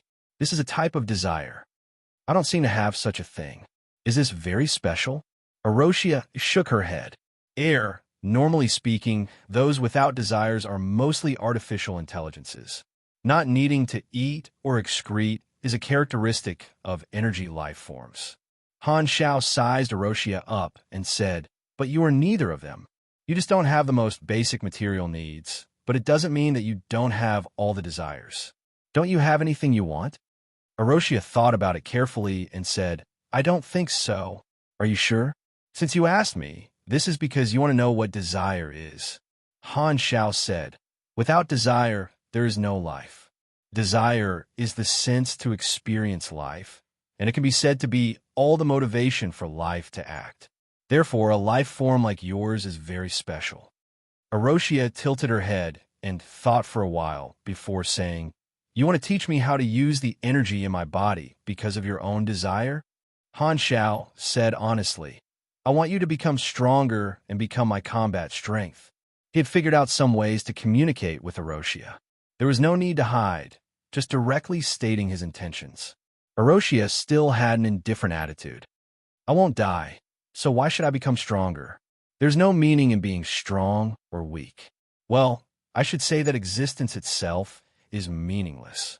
Han Xiao thought about it and said, but if you die, your memory will be reset again. You will forget the short-term memory this time, and the reborn you may not be the current you. Once you are reborn, you will have to start from the beginning again and repeat the same thought process, wasting the same amount of time to achieve the current result. Becoming stronger can help you avoid being reborn and prevent yourself from being killed by others or disasters. Pausing for a moment, Han Xiao continued. As for the so-called meaning, you don't need food or excrement to survive, so you can't experience survival. For an existence like you, if you just sit there in a daze, a day or a year will pass in the blink of an eye. Since that's the case, why don't you take the initiative to find something to do and give your life a meaning? Is that so? Erosia muttered to herself for a while, then nodded and said, Thank you. It's been a pleasure chatting with you. No one has ever talked to me so much before. In the past 3 years, outsiders only had 2 impressions of her. One was that she was a space wonder, and the other was that she was a slave who couldn't run. No one had ever treated her as a normal individual. You're welcome. It's just a casual chat. There are no clues in the cell, so Han Xiao had no choice but to stop. He casually chatted with Erosia and waited for the approaching time limit to see what would happen. Time passed second by second, and when the last minute passed, a change happened silently. Erosia was still standing outside the door and did not return to the cell. She took a few steps back, then lowered her head to observe her body. There was no abnormality, so she retreated further and further away. The visitor from afar has been completed. You have received 0 experience. Han Xiao was shocked, and his eyebrows were raised so high that they almost flew off. He had done almost nothing, and the space wonder that even floating Dragon Island could not solve was eliminated just like that. It was definitely not that simple. You have triggered Grade, a hidden chain mission. Note, this mission is a chain mission. The next phase will only begin after the previous phase is completed. First phase mission, teach Erosia and help her awaken her Esper ability, control the energy in her body, and reach Grade B. Reward, 520 experience, random reward, plus 5 Rista, favorability failure condition. Death of Erosia, a running type grade, a hidden mission. Han Xiao was shocked. This was usually the configuration of a large-scale main storyline event. There was no information about this storyline in his previous life, which meant that no one had triggered Erosia's storyline. This was an unknown event, and he was more and more certain that Erosia was not simple. The mission name was Restart. What did it mean? Also, who was this person called Rista? I think I can leave. Erosia was confused. What did you do to me? I don't know. Han Xiao was helpless. Anyway, this is a good thing. 2 days later, the upper echelons of the 3 large mercenary groups arrived late. Jenny met with them and accepted their apologies. She finally released Goa, Porter, and Sereni's teams, who had been locked up for many days. As soon as these people were released, they immediately surrounded Han Xiao and praised him endlessly. The upper echelons of the 3 armies came to contact Han Xiao, and their attitude was very friendly. All the mercenaries could feel that the upper echelons valued Han Xiao. In this operation, Han Xiao had shown the ability of a team and had obtained the background of Floating Dragon. Even the 3 large armies did not dare to underestimate him. After everyone was free, they immediately prepared to leave Floating Dragon and return the silvers to their impatient employers. Han Xiao had been waiting until now to get a ride. On the day he left, Jenny, Will Sander, and Hire all came to send him off. The entire dock was shocked, and the brutes all over the place were shocked. They sized up Han Xiao, who was chatting with the 3 of them, and secretly asked about the name of the Black Star mercenary. To have the 3 armies of Floating Dragon send him off together, his position here was definitely not low. The mercenaries who knew about it were even more shocked. Han Xiao had only joined Floating Dragon for about half a month, and he already had a place in Floating Dragon so quickly. To have the three managers send him off personally, he had a lot of face. The upper echelons of the three large armies only saw Jenny alone. Her Excellency Dragon Emperor has allowed you to join the field team. You are now the field team officer, and your organization is the armed force of Floating Dragon outside. I hope you can grow stronger quickly. Jenny's tone was formal. She took out a special communicator and handed it to Han Xiao. This communicator can directly contact Ames, but I have to remind you, if there is no need, it is best not to disturb her. Directly contact Ames? This thing is like a nuclear bomb launcher. Han Xiao kept it with him. Hire crawled over and said regretfully, "You are a pretty good mechanic. Now that you are gone, my workload has increased again. This gift is for you." Looking down, Hire's appendage handed him an alloy box. Han Xiao opened it, and his eyes sparkled. There was a portable nuclear reactor inside, using controllable nuclear fission technology. A stable nuclear reactor was something that could only be created with advanced energy knowledge. Energy knowledge was even more tightly sealed than compression technology, so he could not create it for the time being. Now that he had the reactor, he could add materials and automatically produce it.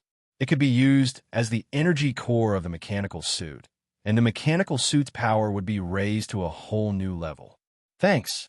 Han Zhao's face was filled with joy, and he nodded to express his gratitude. After Hire left, Wilsander came over and said with a smile, "Hire is a little ugly.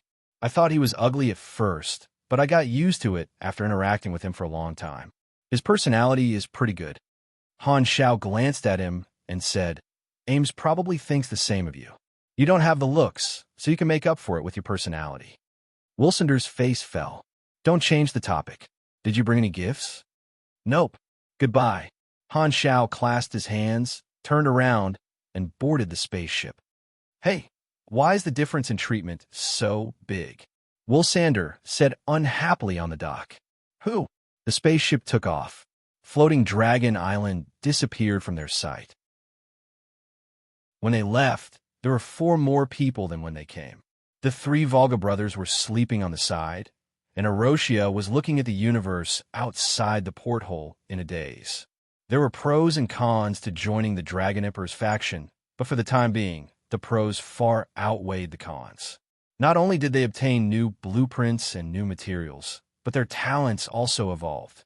The most unpredictable reward of this operation should be the secret message bead. The greater the risk, the greater the value. Because Floating Dragon Island had already drifted to the Fawn Star system, in less than a day, they had already returned to the desolate planet where their employer was.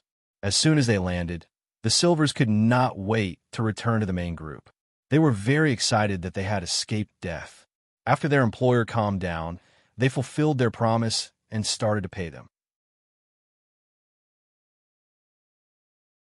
Chapter 389. Sky Ring, Blades, and Purple Gold wanted money, and Han Xiao wanted the 2 advanced knowledges of the compression technology. After the employer gave the reward to the 3 armies, he came to Han Xiao and thanked him seriously.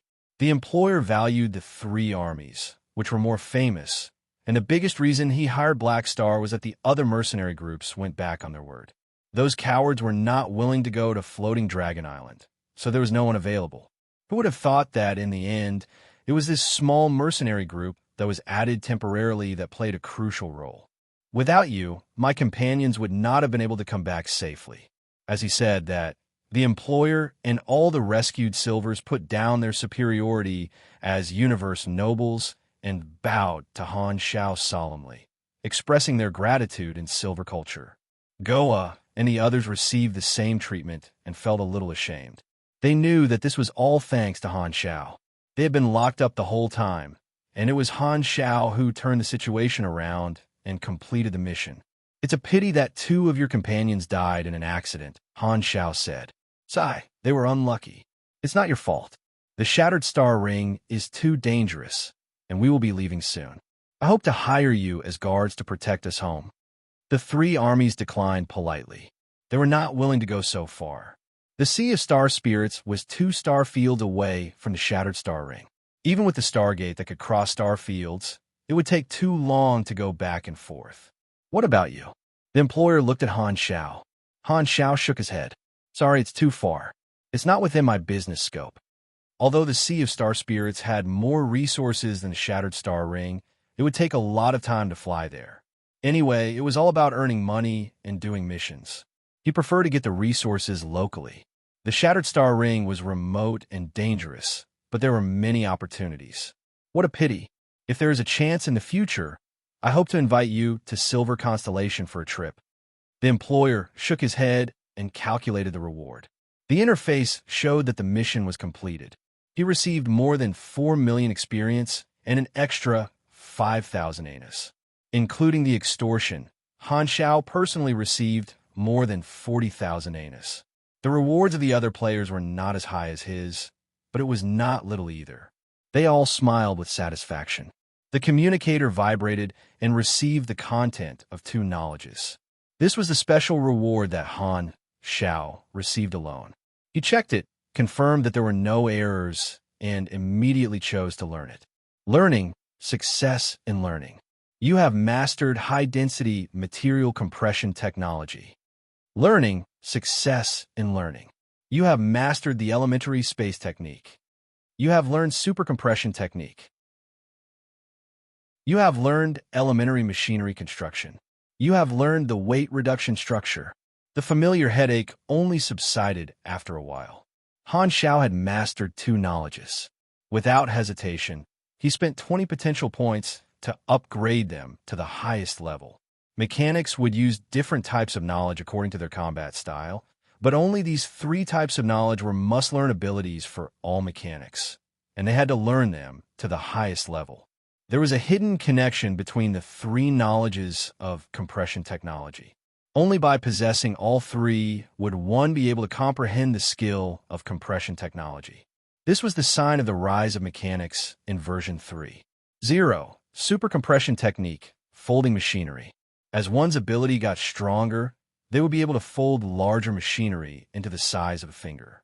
The effect would be enhanced by machinery affinity, level, and intelligence.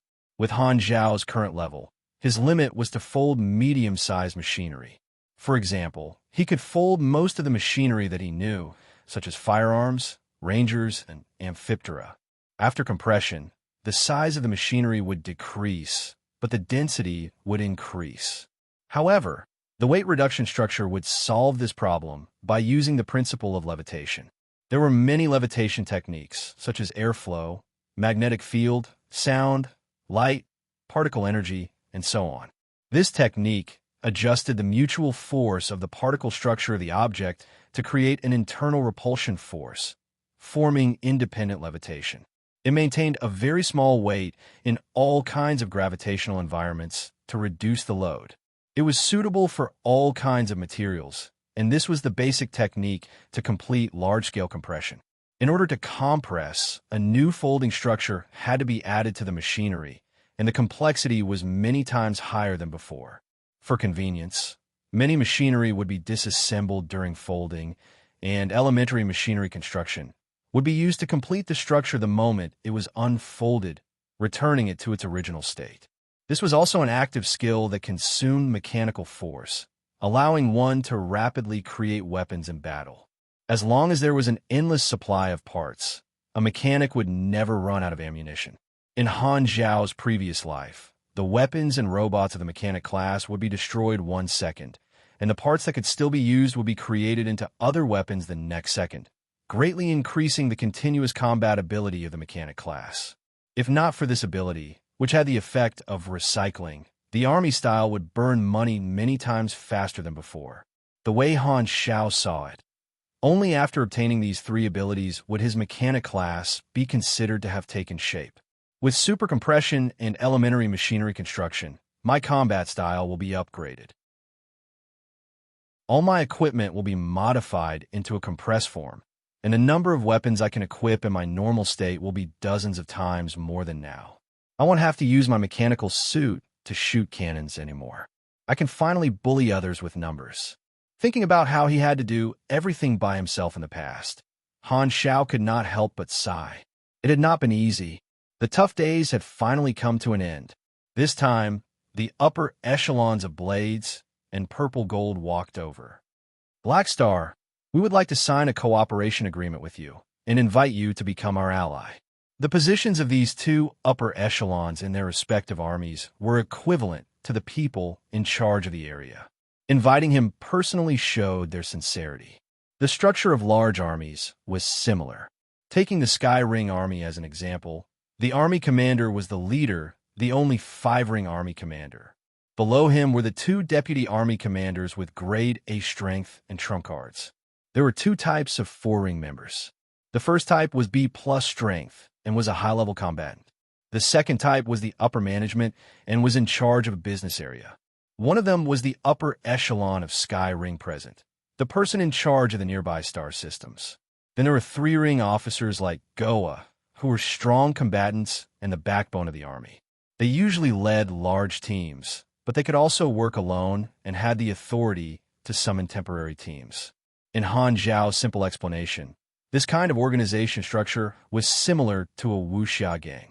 At the top was the gang leader, followed by the deputy gang leaders, and the person in charge was the elder.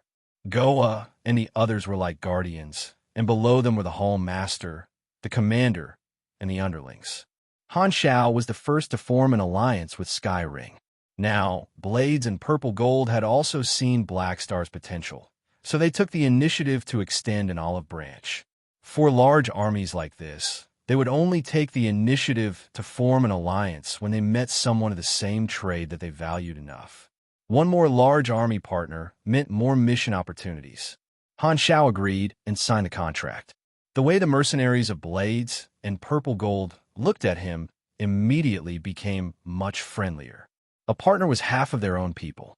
Sky Ring, Blades, and Purple Gold were the most famous armies in their respective star clusters. It was extremely rare to become their partner. Many normal mercenary groups had very little chance of working with one of them, but Han Xiao was able to work with all 3 of them. After settling the payment, the Silvers walked onto the spaceship and slowly took off. The mercenaries were also preparing to leave. Goa found Han Xiao and the others and asked, "Where are you going?"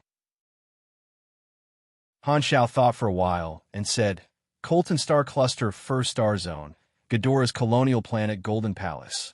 The players behind heard this and were a little surprised. "Black Phantom, are we not going back to Ubarely Hub?" A player asked. "Not yet. We have other things to do. Also, call me Black Star." Many players called him by his old nickname too easily, and it was hard to change it. Han Xiao did not mind correcting them. He was already in the sky, so his nickname had to keep up with the times. "Why are you going to Golden Palace?" Haluz asked curiously. "To find someone." Han Xiao did not say, and the others did not ask. They just followed their captain. He did not plan to return to Ubarely Hub for the time being. The secret message bead was a hot potato, so he wanted to appraise it first. He happened to know that a top Ghidorah mage was living in seclusion on the Golden Palace's colonial planet. He was good at analyzing magic circles and would charge a fee to appraise unknown magic items for customers. In the eyes of the players, he was like a professional appraiser. "Then, we'll send you there first," Goa said. If it were someone else, Sky Ring would at most send them to a public planet and let them call for a tour group. They would not send them directly to their destination like how they treated Han Xiao. Sitting on Sky Ring's spaceship, Han Xiao felt the body of the spaceship vibrate. It slowly rose into the sky, and the ground shrank in his sight. Han Xiao came to the front of the spaceship and looked out the window. The 2 spaceships of Purple Gold and Blades were on his left and right, rising into the sky together. Soon, they climbed to a height of a few thousand meters. Further up was the gradually darkening outer space, and they were about to leave the atmosphere of this planet. The silver spaceship took off earlier than them and had already flown into space. They were very far away and could barely be seen. At this time, a thick laser beam suddenly pierced through the silver spaceship. The next moment, the silver spaceship exploded into a firework in space. The image of the explosion fell into everyone's eyes, but no sound came through the vacuum. The Silvers, who had just invited them to travel to their hometown, were all blown into dust and died silently. There was no sound in space, so death was very simple. It was dead silent outside, but inside the spaceship, there was an uproar. What's going on? Who attacked the Silvers?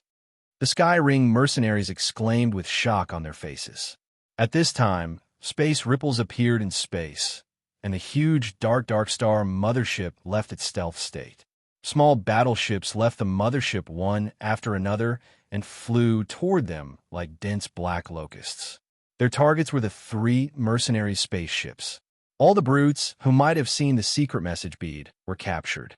Darkstar did not find the bead, so the mercenaries were the only targets left. They were the most likely targets, but they did not know who had picked it up. Therefore, Darkstar decided to capture all the mercenaries. After Ashes failed, Darkstar did not hesitate to send Sorota's fleet to the planet where the Silver's employer was and capture all the mercenaries. The thing inside the secret message bead was a product that Darkstar spent tens of millions of anas to buy. It was a key tool to carry out the strategic plan to deal with Ghidorah, so there was no way they would let it go. It's Darkstar.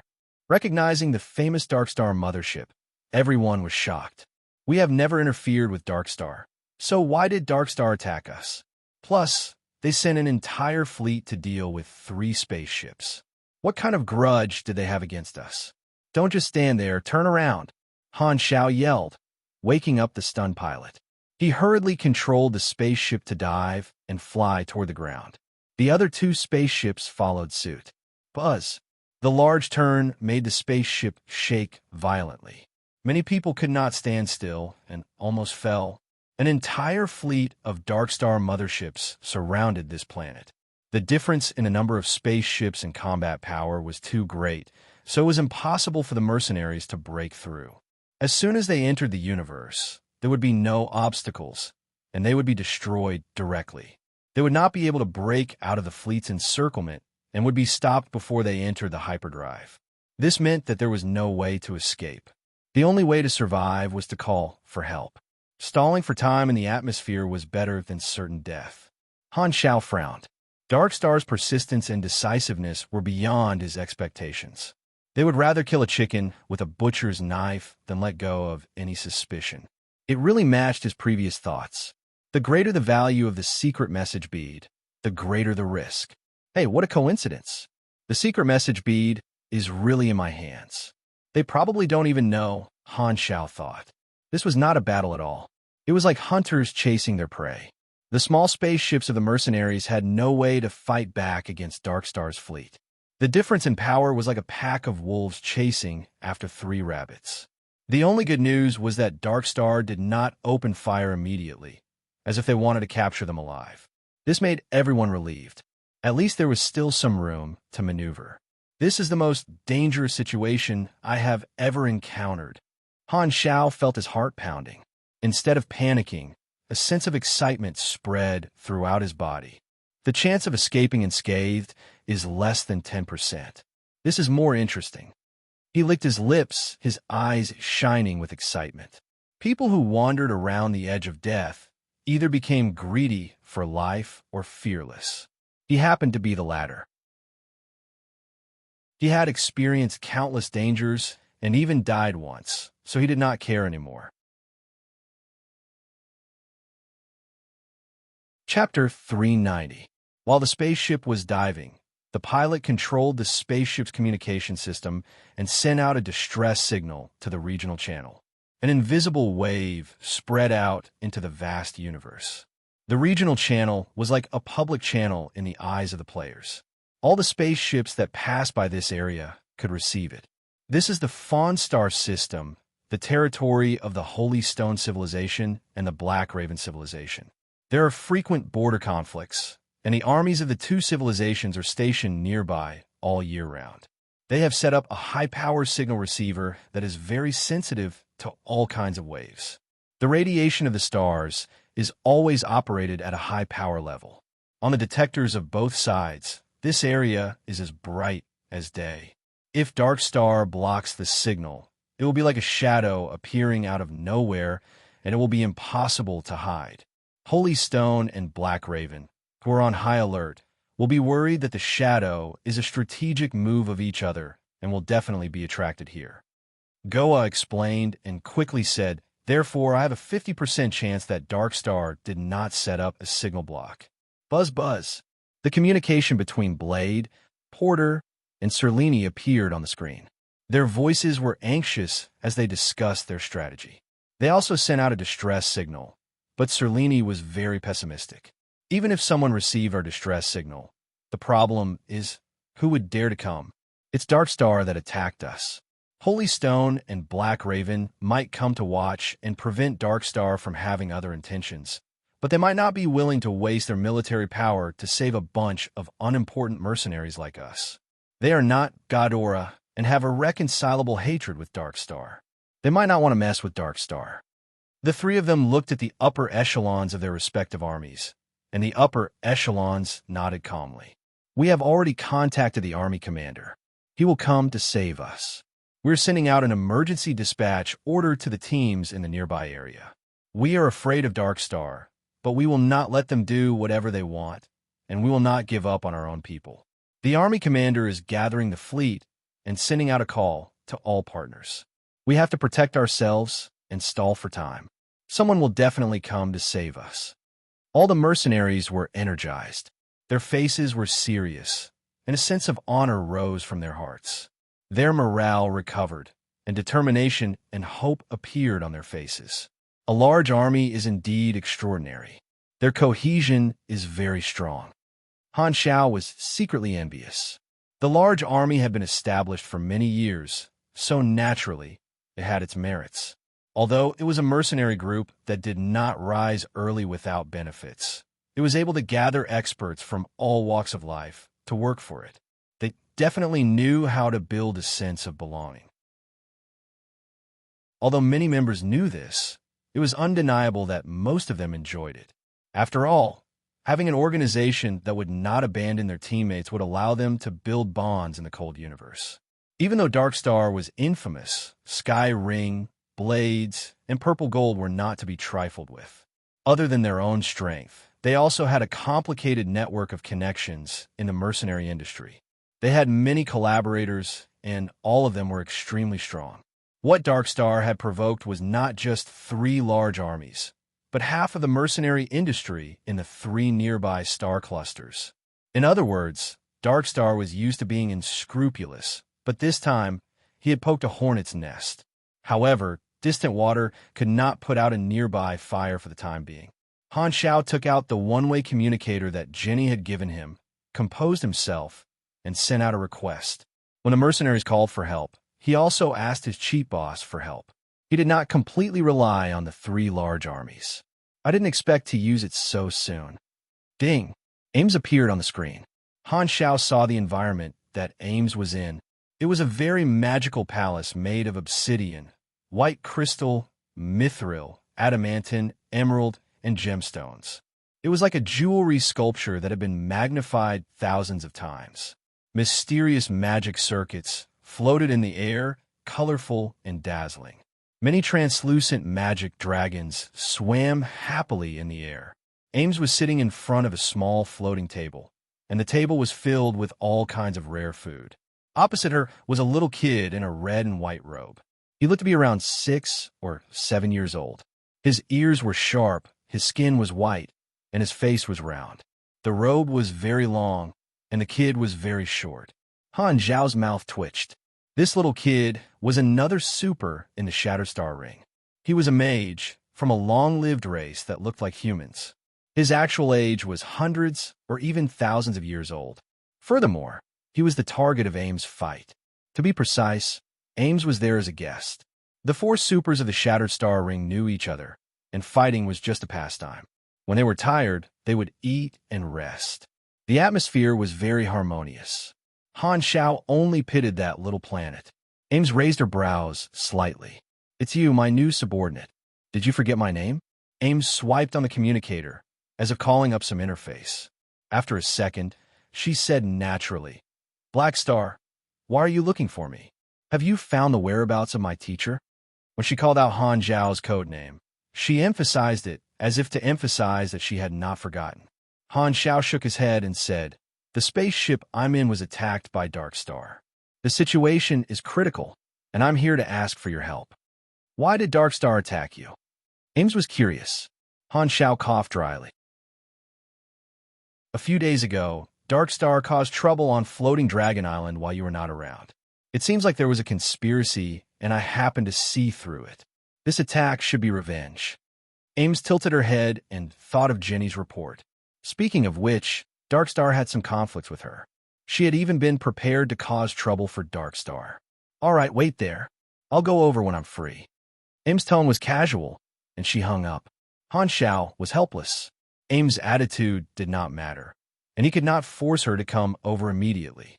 He was not strong enough, so he could only ask for help from the strong. "You have triggered an emergency mission. Escape. Mission introduction. Run. Mission requirements. Escape from Dark Star's pursuit and delay until reinforcements arrive. Reward. 0 EXP. The final reward depends on the mission rating. After persevering for 2 days, the mission rating will reach the lowest standard. You will receive the basic reward. For every 12 hours, the rating will increase by 1. Failure condition. Capture by Dark Star." Han Zhao's eyes flashed, and he scanned the players around him. He realized that their expressions had changed at the same time. They had probably triggered the mission as well. This time, the player's mission reward was exactly the same as Han Zhao's. All the players were shocked. 800,000 EXP. Han Xiao was already used to this. To him, it was like a drop in the ocean. However, to the players, this was the mission with the highest reward they had ever seen. All kinds of emotions appeared on the players' faces. Shock, ecstasy, shock, and so on. Han Xiao secretly analyzed the information revealed by the mission. Persevering for 2 days is the lowest rating. It should be possible to speculate that the earliest reinforcements will take at least 2 days to arrive. This means that we'll have to fight alone for 2 days. He suddenly felt a headache coming on. Let alone 2 days, it would be difficult to persevere for 2 hours.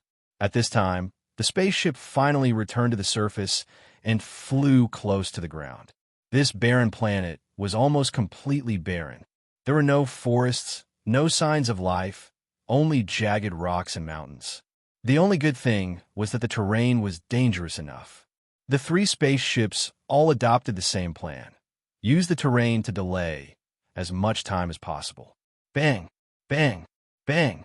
Hundreds of small Dark Star hovering ships chased after them. From above, they shot low-level laser cannons that were green in color.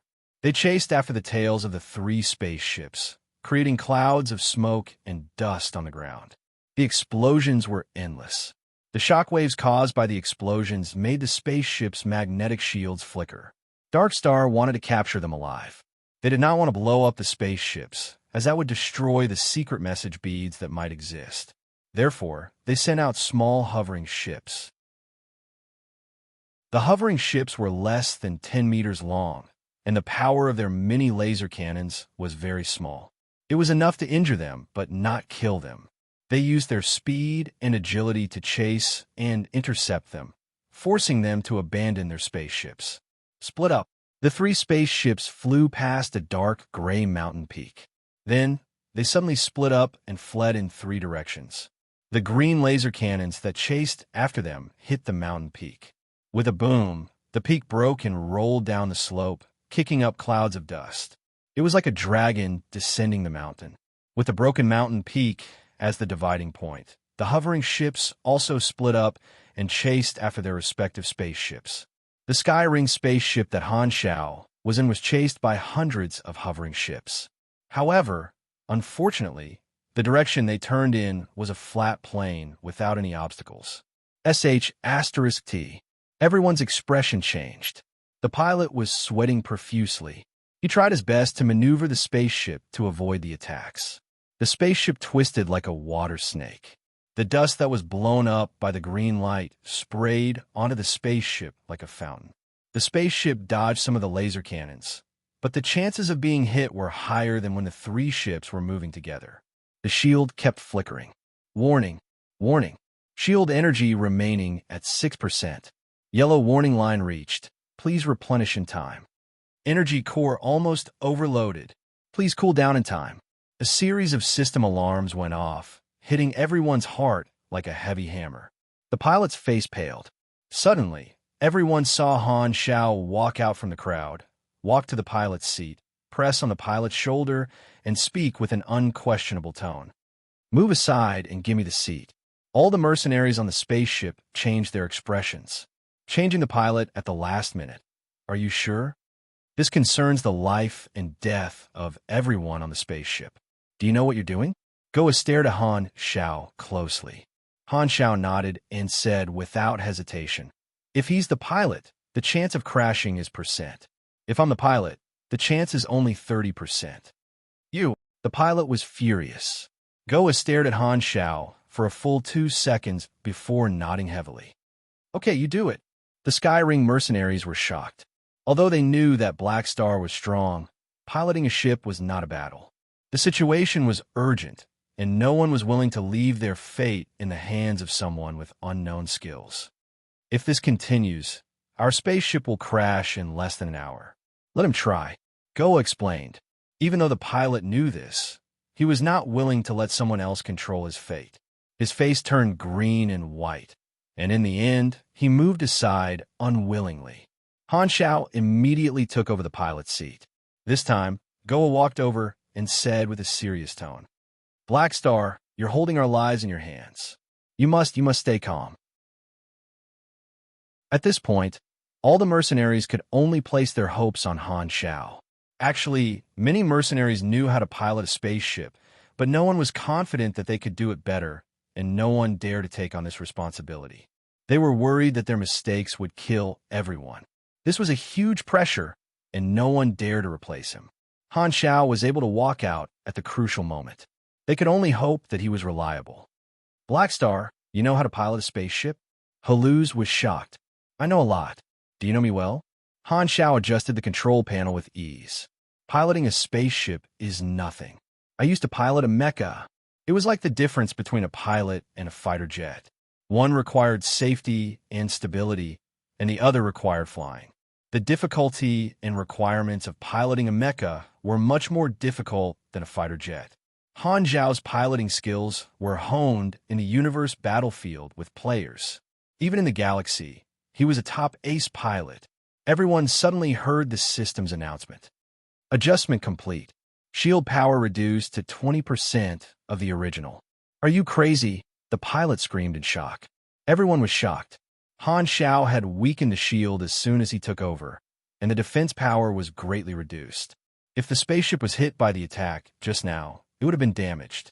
So, all the advice just now had gone in one ear and out the other? Goa was very regretful. Just as she was about to scold him, the spaceship's system announcement sounded again. "All energy is in progress. Engine input successful." Han Shao tilted his head and reminded the people behind him, "Hold on tight." The next moment, the sudden burst of recoil directly broke through the internal stability of the spaceship. Everyone staggered and fell to the ground. Chapter 391. Han Shao also liked to watch Pork Bun's videos as a form of relaxation. At the beginning of every episode, Pork Bun would do a pre-episode recap and make it into a series. The third episode continued the previous episode, and this time, the background shown in front of the players was even grander. It was an intergalactic battle, and the galaxy was vast and grotesque, allowing the players to understand more details of life in the galaxy. More and more forces appeared, such as the Silvers from other star fields, Sky Ring, and the other super-large mercenary groups, Floating Dragon Island, and so on. The perspective of the video was Pork Bun's third party, starting from the moment he accepted the Silver's employment. The scene changed to when he arrived at Floating Dragon Island. The colors were psychedelic, and the environment was dangerous. The huge mercenary group rampaged across Floating Dragon Island, with all kinds of races and equipment. The players were among them, and the audience felt like they were participating in the game. "Sigh, I'm so envious of these gods. They can wander around in the universe. The pro players are strong after all. Have you forgotten what happened in the past?" Those who can last more than 30 seconds against Black Phantom are all real men. Hee hee. Only our gods are up in the sky. I heard that the clubs from other countries are under a lot of pressure and have to work overtime every day to complete missions. All the clubs were preparing for the National League in 9 months. The professional players who followed Han Xiao had the best opportunity to develop, which put a lot of pressure on the other participants. Pork Bun's editing was very decisive, and he jumped to the next event very quickly. The mercenary group had locked onto their target, and the battle at the dock was about to break out.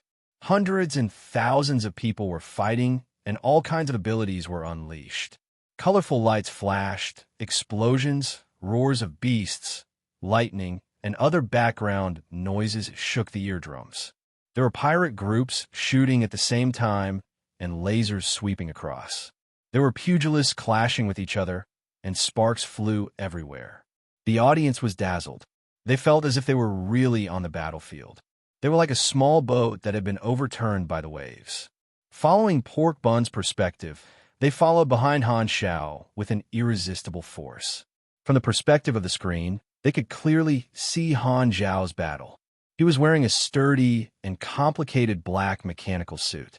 A pair of mechanical turbine bat wings spread out from his back.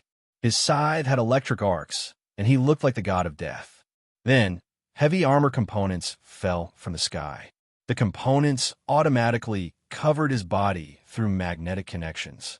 In the blink of an eye, he transformed into a 4-meter-tall exoskeleton mechanical giant. He took large strides, and his fists were like iron balls. He dug out a path to the sky, and no one could stop him. You look so handsome in this metal suit. Can you transform and set off? Ah, these sharp lines, this precise and complex structure, this is the beauty of machinery. Mechanics only have beauty left. They are really useless when fighting. We pugilists have the highest win rate in PK. What do you think? You pugilists only know how to punch and kick. You don't have any skills at all. What's the point of playing? You don't understand the fun of mechanics at all. How exciting it is to gamble on blueprints, how satisfying it is to collect materials and finally build a machine. How interesting it is to use battle tactics. Then the machine that you worked so hard to build will be smashed by us with just a few punches. Ah, if you can, go find Madblade, Angry Sword. Do you think he is the #1 mechanical pugilist in China? Also, have you seen the competition video of the #1 mechanical pugilist in North America? How many pugilists did he beat with his dazzling mechanical combo? Well said. I choose Esper. Mechanics are really too expensive. I don't have any money. I only have one life. I can't afford it. I can't afford it. Heh, all of you are trash. My magic will tear you into pieces. Other than these comments, there were also normal discussions. Black Phantom is stronger than before. Has he always been this strong, or is he slowly becoming stronger? The Blue Star players are laughing, but not saying anything. Didn't the Times say that this type of NPC is a protagonist-type character? I think that since Black Phantom said that a disaster is about to befall Blue Star and that they should go to the galaxy to find a solution, he will definitely play a role in the next version of the Blue Star storyline. Think about it. The galaxy is the stage of the future. There will definitely be some events that will help us transition from the novice planet to the galaxy. I bet 50 cents that it will definitely be related to him. Waiting for the Analysis Emperor to be slapped in the face. TSK. Floating Dragon is really honest. Other than the discussions, there were also bullet comments. I don't know when, but I developed my senses. First, it was a small piece of metal, then more parts. My world was dark. Although I couldn't see, I could feel that someone was creating my body. I don't know how much time passed, but my senses grew more and more. One day, I suddenly felt pain. The pain made my consciousness gradually clear. Finally, I gained eyes. I tried to open them, and dense streams of data flowed in my vision. What are these? I am very curious. A ray of warm light shone down, and the colors of the world spread in front of my eyes. I looked down and saw a mechanical spider. Is this my body? I thought to myself. At this time, I heard someone talking above me. I finally succeeded. His tone was filled with joy. I looked up and followed the voice. A man was looking down at me. His eyes were filled with love, and there was a smile on his face. I had never seen such a smile before. It turned out to be so clear and gentle. He is my creator. A sense of familiarity rose from the bottom of my heart. But why do I have a heart and feelings? I am just a machine. Did you give me these, creator? The man reached out his hand and touched my body. His warmth seeped into my cold armor. So, this is what warmth feels like. So comfortable. I couldn't help but rub his hand. He smiled and said, "Looks like the VR sensor is very successful. The artificial nerves are working normally. Enter standby mode first." Suddenly, my body straightened automatically and stopped moving. At this moment, I understood. Although I had senses, I could feel temperature, I could feel pain, but what really controlled me was the AI program. I was just a machine, not even a life. The meaning of my existence was to follow the program's orders. But your efforts gave me senses, allowing me to feel this world and experience the senses of life. This is very fair, isn't it? It's okay. I am willing to be trapped in this body and watch you silently. Thank you for creating me. What the F asterisk CK, a great god has appeared, showing off your operation without saying anything. Referee, can you go back and sit down? Great writer, do you want oranges? Han Xiao watched with great interest. The player's imagination was really rich. Other than these normal comments, the rest were the daily comments of the fans of the top players. Li Ji's fan club is the great handsome face. I'm not convinced, let's fight. My family's old Wang Ho Jiang Xiang Xiang, is smiling as he looks at the second-tier players. Black Phantom's engineering team is here to work. Unrelated people, please stand back. What he did not expect was that there were players using his name to flood the screen. His eyes lit up. Being mocked by others was one of the ways to become famous. He did not expect that he would have fans too. The video was still going on, and the comments were all over the screen. However, when Ames appeared, all the different comments disappeared and turned into a frenzy of boot-licking comments. Ames appeared at the dock and sat on the dragon bone throne. She was wearing a high-cut black dress, and her long, white legs were like white snakes entwining with each other, revealing a large part of her snow-white skin. She had a beautiful face and was full of charm. Her whole body exuded a mysterious aura. Coupled with her powerful strength, it condensed into multiple temptations, and the audience could not resist. What the F asterisk CK? Such a beauty. Get out of my way, I'll lick you. Dragon Emperor Ames, one of the 4 beyond grade A supers in the Shattered Star Ring. Oh my, she's too sexy. Quick, give me a tissue. Don't think too much. I'll use it to wipe my nose. So domineering, so aggressive. I'm a girl, and I'm being flirted with. Quick, take a screenshot. I want to use it as my wallpaper. What a pity she's flat-chested. What do you know? Why would such a domineering beauty need a chest? Let me introduce her to everyone. This is my new wife. I hereby announce that the Ames Guards Army is established on the spot. Ames' appearance did not last long, and it was soon followed by the subsequent events. In the end, the video ended with the scene of the professional players catching the thief in the Dragon Guards. After that, there were some interactions between the professional players as highlights. However, ever since Ames appeared, the comments were stuck on her and could not come out. Her appearance is too short. I want to continue watching the long-legged sisters. Who the F asterisk CK wants to watch this group of professional players? Get lost. I betrayed the sect. Give me back my Ames. After turning off the video, Han Xiao did not know whether to laugh or cry. Beauties were always popular. After all, most of the people who played games were burly men, and girls were rare. Ames appeared out of nowhere, and her popularity soared immediately, almost surpassing the popularity that he had built up for so long. She was strong, sexy, and had a very high status. She was very attractive, and her innate qualities were much better than Han Xiao's. What could he do? He was also very helpless. If a male character wanted to be popular, they had to have some special qualities. They had to be a weirdo, a real man, or extremely strong. He was confident that he did not lack good looks, but the added value of the other factors was not high enough yet. However, the more popular Ames is among the players, the better it is for me. I'm temporarily under the Dragon Emperor. If the players know about this, they will be able to share her popularity and increase the attractiveness of my faction. This was just icing on the cake for Han Xiao. According to his original blueprint, even without Ames' influence, he would be able to make a large number of Blue Star players join him willingly. However, the more influence she had, the better. Of course, he had no problem with that. In another 2 days, the materials I ordered will arrive. There are a lot of machines to be built this time, so I'll probably have to shut myself off for a while. It's best to find something for those professional players to do first. Don't let them be bored, or they will cause trouble. Port Bun had been very frustrated recently.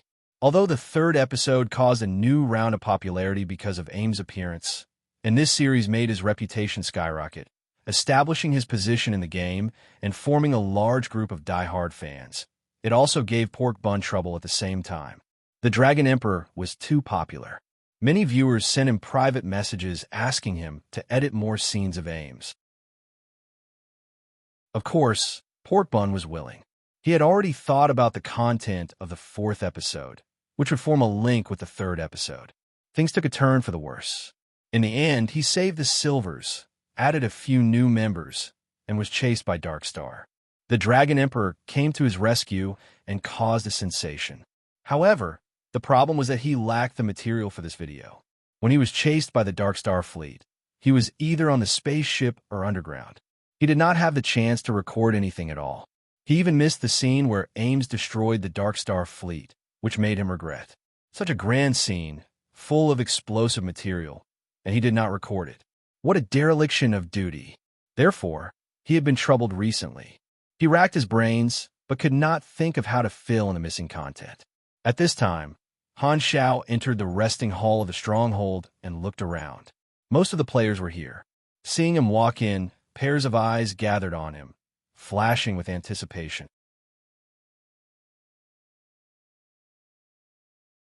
Chapter 392. Glancing at everyone's expectant eyes, Han Xiao opened the faction interface and put in the Sunil NCO class armor, as well as some low-level machinery blueprints that he did not need previously. The blueprints were only suitable for mechanics, mainly because the NCO class armor was easier to sell. The players had earned extra repair and enhancement fees from the Enlisty class armor last time, so the players would not be stingy with the NCO class armor now. There were 3 types of Sunil armor: assault, defense, and reconnaissance. The NCO class armor had all been enhanced. On average, the armor was 3 times higher than the Enlisty class armor, and the total attribute bonus was 15 points more. The bonus for melee combat was 20 points, and there were also new accessories. The reconnaissance type moved very fast, jumping high and far, and the chainsaw wrist blade could be ejected from the arm, so it was not afraid of melee combat. The defense type was equipped with heavy firepower, leaning toward long-range combat. It held a large caliber cannon and armor-piercing gunpowder bullets. The gun could be folded in half, and the cannon was about the size of a person. Every time it fired, the gun flame was like an explosion of smoke, and the bullets were like small burning meteors. The shooting speed was very fast, and the gunshots were like drums. The ammunition capacity was 250 rounds, and it came with many extra clips. The assault type had the advantages of both, and it was more comprehensive. Previously, Li Gu had used the secret message bead to exchange for the NCO class armor, which was a reconnaissance type. The others knew the attributes of the equipment, and they were all envious. Now that the faction store was updated, they were all energized and rushed to buy it without any introduction. He set the price at 1,400 anas, and he also set the reputation cost, which was 1,000 reputation. He set the favorability range from 0 to 1,000, and 50 anas could be exchanged for 100 faction reputation. The players had spent 500 reputation to buy the Enlistee class armor last time, and after this mission, Han Xiao rewarded them with another 300 reputation. In other words, the real cost of buying the NCO class armor was 1,750 anas. The players had received about 5,000 anas from the Silvers, and this would cost them 1/3 of it. However, the players did not hesitate. Professional players earned money to buy equipment and increase their combat ability as much as possible.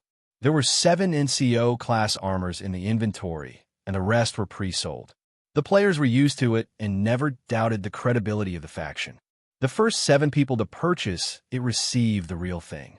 The gray metal was thick and tough, with sharp edges and corners. It gave off a strong smell of steel. The silent combat weapon had a unique charm. Mad Blade snatched one of them and quickly put it on. Finally, he put on the helmet and turned it into the combat analysis field of vision that came with the helmet. Everything he saw was marked by a database. At this moment, a mechanical voice sounded from inside the helmet. "Welcome to the Black Star armor. Your serial number is HA0001. Undergoing automatic inspection. Completion of inspection. Armor status, 100. Hydraulic power in good condition. Weapon system in good condition. Ejection system in good condition. User's vital signs normal." Mad Blade tried to move his arms and legs, and the sound of mechanical parts moving could be heard. With the addition of power, his fists buzzed and buzzed. This set of armor is much stronger than the enlistee class. I bought the reconnaissance type. It's very agile and works well with heavy weapons to reduce the impact of the heavy weight. I can fight more nimbly. Mad Blade was overjoyed. He was a mechanical pugilist and used melee weapons most of the time. The NCO class gave him the biggest boost. The mechanic class was the class with the highest armor buff. Players of other classes could also use it, and the effect was not bad.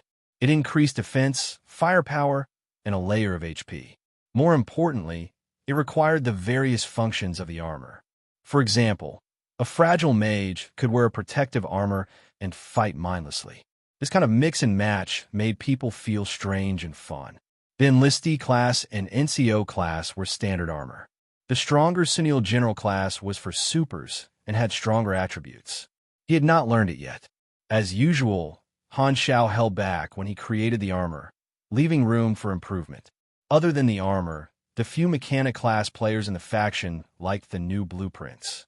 Every time they gambled on blueprints, they were trembling with fear.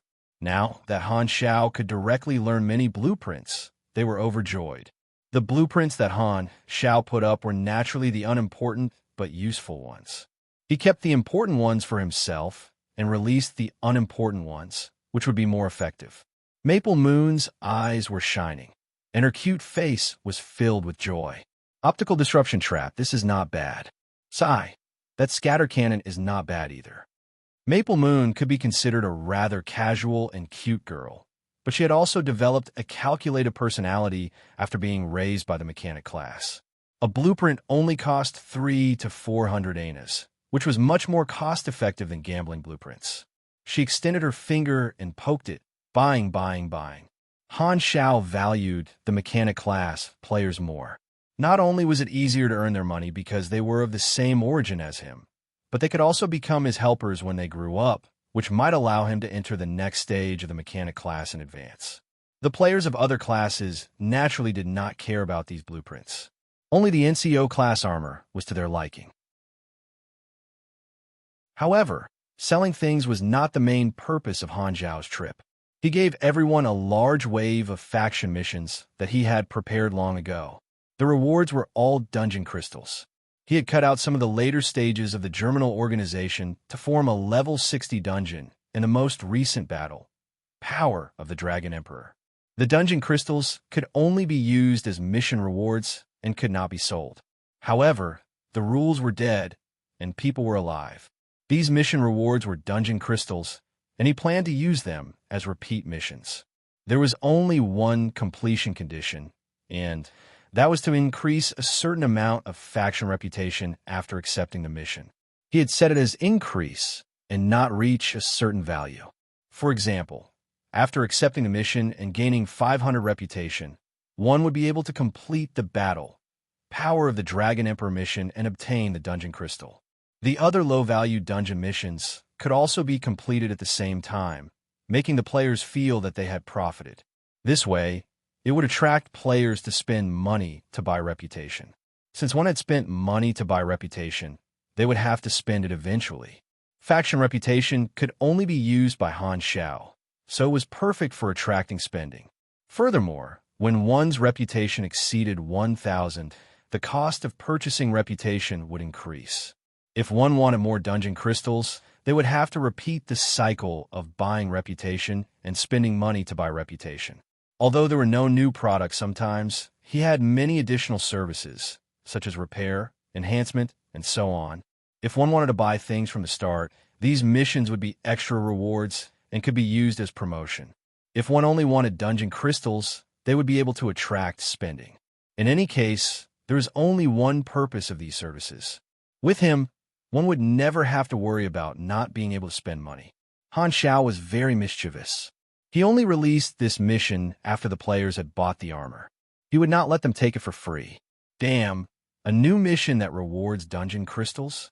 The requirement is to increase reputation. Aya, what a pity. If we had this mission just now, wouldn't we have completed it directly? What a waste. Actually, it doesn't matter. Anyway, we still have to enhance the armor and so on. Moreover, Black Star's reputation will definitely come in handy in the future. It won't be a waste. Yo, there's a new dungeon, Power of the Dragon Emperor. Isn't that what we experienced a few days ago?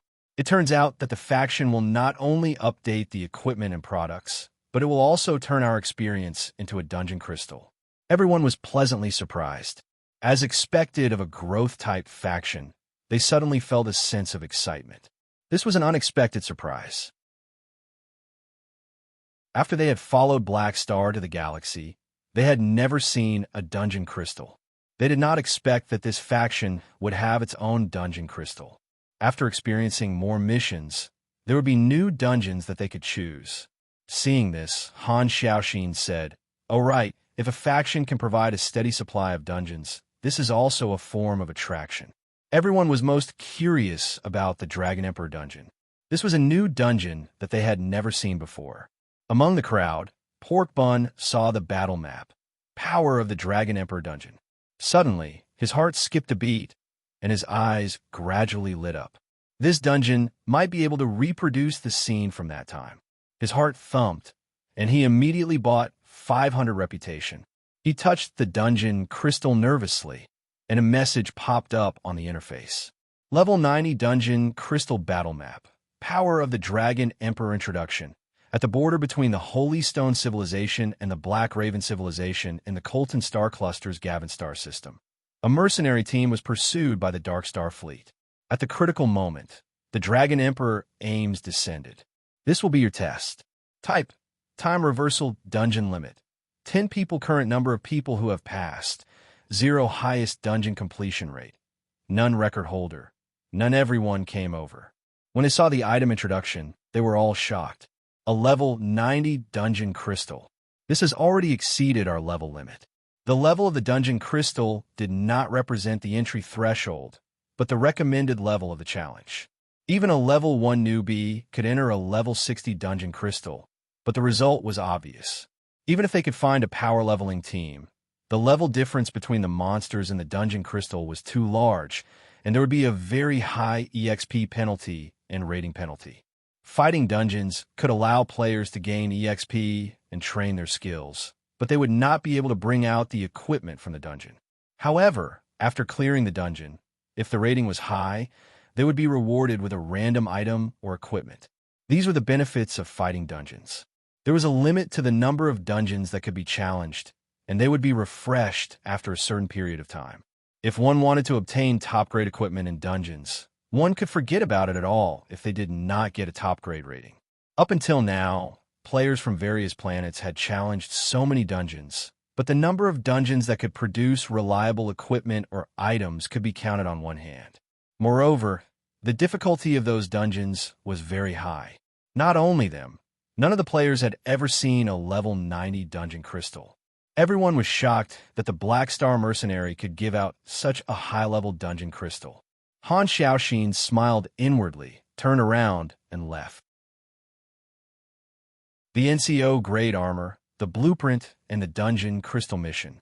This trip has earned me a total of 98,000 anas, which is close to 100,000 anas.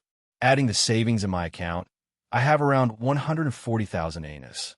At the very least, I can buy 3 class advancement knowledges. Han Xiao was very satisfied. After he left, the players in the base could not wait to form a team. They wanted to try out what a level 90 dungeon crystal felt like. Port Bun formed a team with Mad Blade, Maple Moon, and Hao Tian, 3 of whom he was familiar with. Together with the players from Long Sky and the other clubs, they had a total of 10 people. He crushed the dungeon crystal, spat out a cloud of mist, and enveloped everyone. They entered the dungeon crystal immediately. The world in front of them changed. Pork Bun and the others suddenly could not control their bodies. Their perspective was pulled up, and they looked down at a very familiar planet. It was Fawn Planet 122 where the chase happened. They saw the silver spaceship take off and suddenly explode. The Dark Star mothership appeared, and then it sent out a large number of hovering ships to chase after the 3 mercenary spaceships. This was exactly what they had experienced. However, they were all on the spaceship at that time. Now, they were seeing everything from the perspective of a third person. It was a completely different experience. This is a cutscene animation, Hao Tian said in the channel. She was very experienced. Many dungeons had cutscenes, so everyone was not surprised. They just stared at it without blinking. The enormous Dark Star mothership was being chased by a dense hovering fleet, and the 3 mercenary spaceships were running for their lives. It was a very impactful scene. Then, they saw the Sky Ring spaceship suddenly accelerate, and its flight path became extremely erratic. The hovering fleet behind, it was being led around like a dog being walked. Wow, this is even better than drunk driving. I remember that Black Phantom was the one driving the spaceship. No wonder the people on the spaceship were so dizzy. Mad Blade still had some lingering fear. The cutscene was about 3 minutes long. This was a copied scene created by the Dungeon Crystal and not the real thing. It condensed the development of the events and changed it. The mercenary spaceships entering the underground and the Alliance fleet arriving at the same time happened. The cutscene ended there. As the captain, Hao Tian received a notification. The Dungeon Crystal is about to begin. Please choose a faction to participate in. Note: the faction you choose will affect the dungeon completion goal and difficulty fugitive mercenary. Your mission is to escape from the pursuit and hold on until the Dragon Emperor arrives. Dark Star Pursuer. Your mission is to capture a certain number of mercenaries before the Dragon Emperor arrives.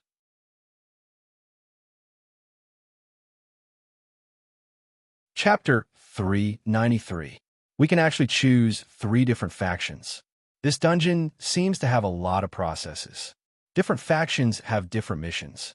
Does it mean that we have to clear all 3 factions before we can officially clear the dungeon? Maple Moon analyzed. Don't talk so much nonsense. Which one do you choose? Twinkle Fried Rice asked. Hao Tian pondered and said, this is a level 90 dungeon. We probably won't be able to clear it. We've just come here, so let's familiarize ourselves with the dungeon first. It's best to choose a faction that we're familiar with. Escape mercenaries. Escape again. Everyone could not help but complain. Escaping was not as fun as catching people. However, most of them were professional players. Even if they knew that it was difficult to clear a level 90 dungeon, they would not back down. Although they were escaping underground and might not be able to see the Dragon Emperor's attack like before, Pork Bun did not know the exact situation of this dungeon, so he did not say anything. Hao Tian chose the camp of the fleeing mercenaries. White starlight appeared at the edge of everyone's vision. Their vision was pulled by an unknown force, and they quickly fell toward the planet. The scenery around them flashed past. Fleets of various colors, white clouds, blue sky, and so on crashed into the grayish-black rocky ground. The next moment, their vision passed through and fell into the dark underground space, returning to the vision of the naked eye. In front of them was a dark and winding underground. Everyone shuddered and regained control of their bodies. They looked down and saw that their bodies were in perfect condition. Not a single part was missing. At this time, a small virtual window appeared in front of the 10 of them. This was the mission list display. Players could set the UI to show some of the information on the panel. Now, the dungeon mission was automatically displayed and could not be canceled. It floated in the upper right corner of their vision. You are a mercenary on the run. The underground space is filled with dark star hovering ships and groups of warriors. You know very well that if you are caught, you will face torture worse than death. Surrounded by an inescapable net, there's almost no way out. However, the reinforcements ignite your desire to live. Dungeon objective: escape pursuit until the Dragon Emperor arrives. Countdown: 12 hours reward. 600 experience failure condition. All members are captured punishment. Every time a player is captured, the total reward will be reduced by 10. Optional mission 1. Kill 100 Darkstar soldiers. Reward: 40 experience. Optional mission 2. Destroy 10 hovering ships. Reward: 70 experience. Optional mission 3. Protect 6 mercenaries who are being chased. Reward: 100 experience. Challenge mission 1. Do not trigger the alarm throughout. Reward: 200 experience. Challenge mission 2. Get rid of your pursuers 5 times without any damage. Reward: 350 experience. Random events. During the escape, you have a chance to encounter random events. Complete 2 random events, and you will be rewarded 300 experience points. Side mission completion. Count effects. Dungeon clear rating note: when you come into contact with the main character of the event, the objective and difficulty of the instance dungeon will change. When the main character is within 1 kilometer of you, you will be notified. Please choose carefully whether to change your route. After the mission was displayed, a 12-hour countdown timer appeared in the upper left corner of his vision. What a huge amount of information. Mad Blade took a closer look and said, "The ultimate goal of a fugitive mercenary is to survive. If you want a high reward, then you have to be reckless and cowardly." Everyone read through it. How Tion frowned and analyzed. 12 hours is shorter than our actual experience. Moreover, if one member fails, the total reward will be reduced. Therefore, in order to get a high score, all members have to survive until the end and work together. Also, with this kind of mechanism, it should mean that you can betray your teammates. Ahem, but there is a price. Then, the optional mission is only useful when you encounter enemies. It conflicts with the challenge mission. One of the 2 challenge missions is to sneak around, and the other is to cause trouble. This means that you have to make a choice between the optional and the challenge mission. Looking at the comparison of rewards, the difficulty of causing trouble will be higher. Those random events should be unexpected factors. This instance dungeon is very complete. Lastly, it mentioned the main character. This means that we will not follow Black Phantom like before, but will be independent. Before he finished his analysis, the buzzing sound of hovering ships could be heard in front of him. An anxious voice came from his earpiece. "All mercenaries, pay attention. For hovering ships are searching the area. Don't stay here. Leave immediately." As soon as the voice finished, the light of searchlights lit up in front of them. Everyone's expression changed. They did not have time to communicate. They hurriedly turned around and ran. This instance dungeon started so quickly. It has only been 2 or 3 minutes, and the enemies are already here, Sleepy Winter said worriedly. The pace of the instance dungeon is too fast. If the enemies are too dense, it will be very difficult to last for 12 hours. After running for a while, the hovering ships behind them moved forward slowly. They did not seem to have noticed them, but their speed was not slow at all. Everyone ran until their stamina was depleted, but the distance between them was not large. The worst thing was that there was only one path in this part of the instance dungeon, and they had not found the fork yet. This was a level 90 instance dungeon, and the difficulty was obvious everywhere. They were only level 60, and they could not even shake off the first wave of enemies. The team was running too slowly, and they would be caught sooner or later. Everyone realized this and discussed in the channel. "Let's stop running. Let's go back and test the strength of the monsters," Mad Blade suggested. "All right, let's adjust our positions. Mechanics stand at the back and attack. Espers move around. Pugilists go up." How Tion made a quick decision and ordered everyone to form a simple coordination formation. The searchlights approached quickly, and a hovering ship that was only a few meters long appeared. When it noticed everyone, it immediately sped up and flew over. The mini laser cannon on it shot out slender green lasers. Bang, bang, bang. There was no smoke when the laser cannon exploded. The rock walls and the ground were blasted into pieces. Everyone rushed forward and surrounded the hovering ship. The battle began immediately. At the same time, the countdown frame in everyone's vision suddenly turned red, and a notification popped up. You have triggered the first level of alert. Enemy reinforcements will arrive in 10 minutes. Hurry! Finish the battle in 10 minutes. With the time limit, everyone's expression changed slightly. Their eyes became serious, and they increased the intensity of their attacks. Bang, bang, bangle sorts of powerful attacks were thrown at the hovering ship. However, the shield of the hovering ship was not just for decoration. It took a huge amount of damage. The mini laser cannon was not weak, and one shot could take away 200 to 300 health points. Although the damage did not seem high, its attack speed was very fast. If they were Grade B supers, it would be easier for them to deal with the hovering ship. However, they were only Grade C supers at level 60. Furthermore, the players did not have any templates, and they did not have many talents, so they did not have an advantage in terms of attributes. Level 60 players were at the bottom of Grade C supers. Furthermore, even if the players reached level 90 in version 2.0, they would only be Grade C supers. The gap between each grade increased continuously. To them, the hovering ship, which was supposed to be an elite monster, became a boss. As time passed, everyone became anxious, and it was easy for them to make mistakes. In the end, they paid the price of 3 people to destroy this hovering ship in 10 minutes. The remaining people were panting heavily.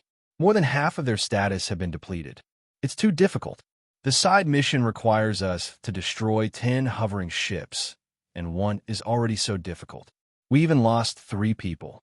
The level difference is too big, Twinkle Fried Rice said. 3 people were gone, and the total profit was reduced by 30. It had only been 10 minutes, and they had already lost so much. Everyone realized that they were looking for trouble if they entered with their current level. Furthermore, the monsters in the dungeon had been strengthened. When the hovering ship exploded, a few Darkstar soldiers inside had escaped. They were supposed to be ordinary people or low-grade supers, but their levels were a bunch of question marks. They were above level 60. Luckily, the explosion of the hovering ship had reduced the health of the Darkstar soldiers by more than half. Otherwise, the players would have died. The alarm was still going on. Everyone turned around and ran, but the reinforcements came too quickly. They were exhausted and had no choice but to sacrifice their teammates to ensure the survival of the remaining people. However, this was just drinking poison to quench thirst. Not long after, the last Halcyon was pincered by 2 hovering ships and was captured. Everyone was wiped out, and the countdown was fixed. It had only been 30 minutes since the start. Their vision blurred, and they were kicked out of the dungeon and returned to the stronghold. It's gone in half an hour. How are we going to play? Sleepy Winter was speechless. At this time, the other players who had formed teams to clear the dungeon were all kicked out. They were all crushed. After exchanging their experiences and asking around, they all chose the escaping mercenaries. They were all seeking stability. The best result was King Admiral's team, who lasted for 50 minutes. The worst was Fried Eggplants with Fish's team, who encountered the first wave of hovering ships. They couldn't finish off the enemy within 10 minutes and were surrounded by 2 hovering ships that came as reinforcements. However, no one was depressed. After all, the dungeon introduction had written clearly that they were challenging a higher level than them. They were already mentally prepared. Furthermore, if they did not get wiped out 8 or 10 times, how could it be called pioneering? Pro players always like to challenge high levels of difficulty. Hardcore players would never be defeated by difficulty. Everyone was excited and continued to enter the dungeon. There was a limit to the number of times they could challenge the same dungeon. The game refreshed to 0 every 6 days. The players had obtained some Germinal Organization battle dungeons from Han Shao, but they decided to use up the battle dungeon first. Halcyon and the others entered the dungeon again. It was still the familiar opening animation, and then they came to the faction selection interface. This time, Pork Bun could not sit still and said, "The escaping mercenaries are too difficult. The other factions should be easier. It's easier to survive being hunted down than running away. There are also reinforcements, so we should be able to survive. Let's try another faction." During the first challenge, Pork Bun had recorded the whole process, and it could be used as material. However, he was most concerned about the scene of the Dragon Emperor showing her power. Even if it was just a cutscene, it would be good. Fighting the dungeon was not his goal. The recording was. His only goal was to wait until the countdown ended and watch the cutscene. The few of them were quite familiar with each other. Seeing that he said so, Madblade and How Tion agreed. The others did not have any objections. This time, they chose the Darkstar faction. After being tortured the last time, they felt that choosing the Darkstar faction would be more reliable. This time, when they entered the dungeon, they realized that they had become ground troops following a hovering ship. There was still a countdown, but the Darkstar faction only had a 3-hour countdown. The mission was different from the escaping mercenaries. This time, they had to capture a certain number of mercenaries within the time limit. The optional missions were to protect the hovering ship at the beginning and help other Darkstar companions surround the target. The challenge mission was to capture a specific target. The Darkstar faction had a special characteristic. As ground troops, they had to follow the hovering ship and could not leave freely. Otherwise, the dungeon would be judged as a failure and a battle would be triggered. Now, we should be safe. From the role of prey to the role of the hunter, everyone felt a little relieved. They followed the hovering ship and soon found a group of mercenaries. When the order to attack was given, everyone immediately attacked. Then, it discovered a sad fact. Damn, mercenaries would fight back, and they were even more King powerful. The hovering ship that everyone had spent so much effort to destroy was easily dismantled into pieces by this group of mercenaries whose levels were all question marks.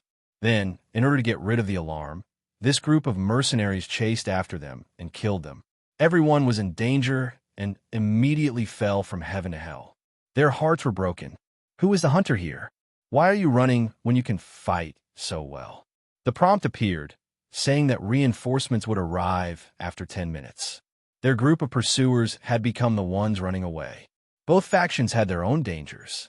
Darkstar had more reinforcements, and mercenaries had stronger individual combat power. No matter which side they chose, they would have to face the advantage of the other side.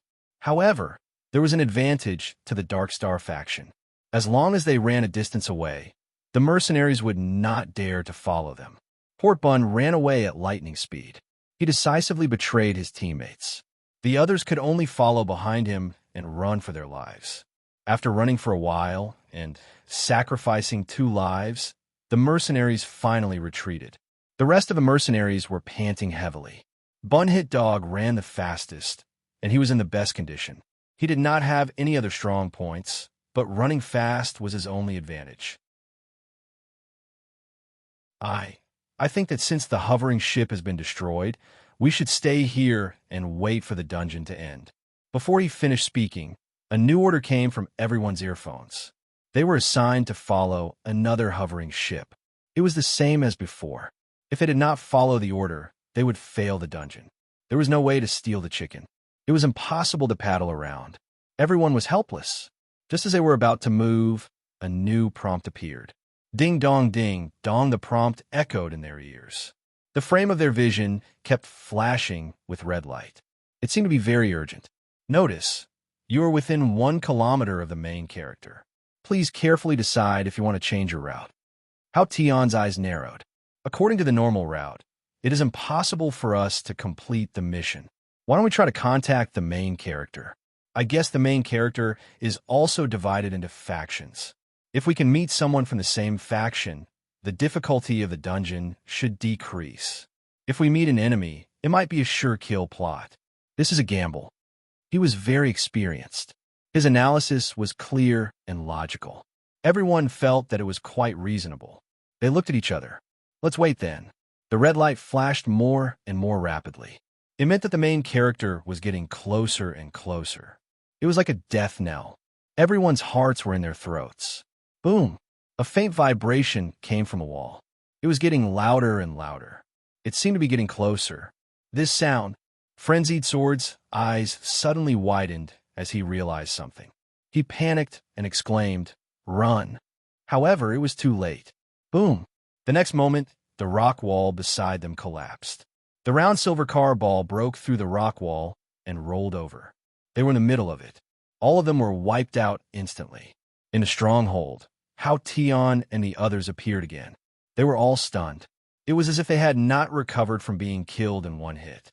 They could not help but look at Mad Blade. Mad Blade's face was filled with pain. "That's Black Phantom's vehicle. I was sitting in this ball when we escaped together. There is no way we can survive if we meet him.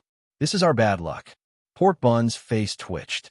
He wanted to cry, but had no tears. "I just wanted to record some material. Why are you doing this to me?" The players of Black Star began their journey of suffering. They were tortured to death, but they still enjoyed it, feeling pain and happiness at the same time. Port Bun was the one who suffered the most. He did not have the spirit of a professional player. He was almost in a trance from the torture. However, for the material, he had to force himself to continue suffering. It was very tragic. The dungeon that Han Xiao gave out was to keep the players busy for a period of time. The materials he ordered arrived one day later. He locked himself in the machinery modification room, accompanied by Metal and the lathe, and started to build a new generation of combat system.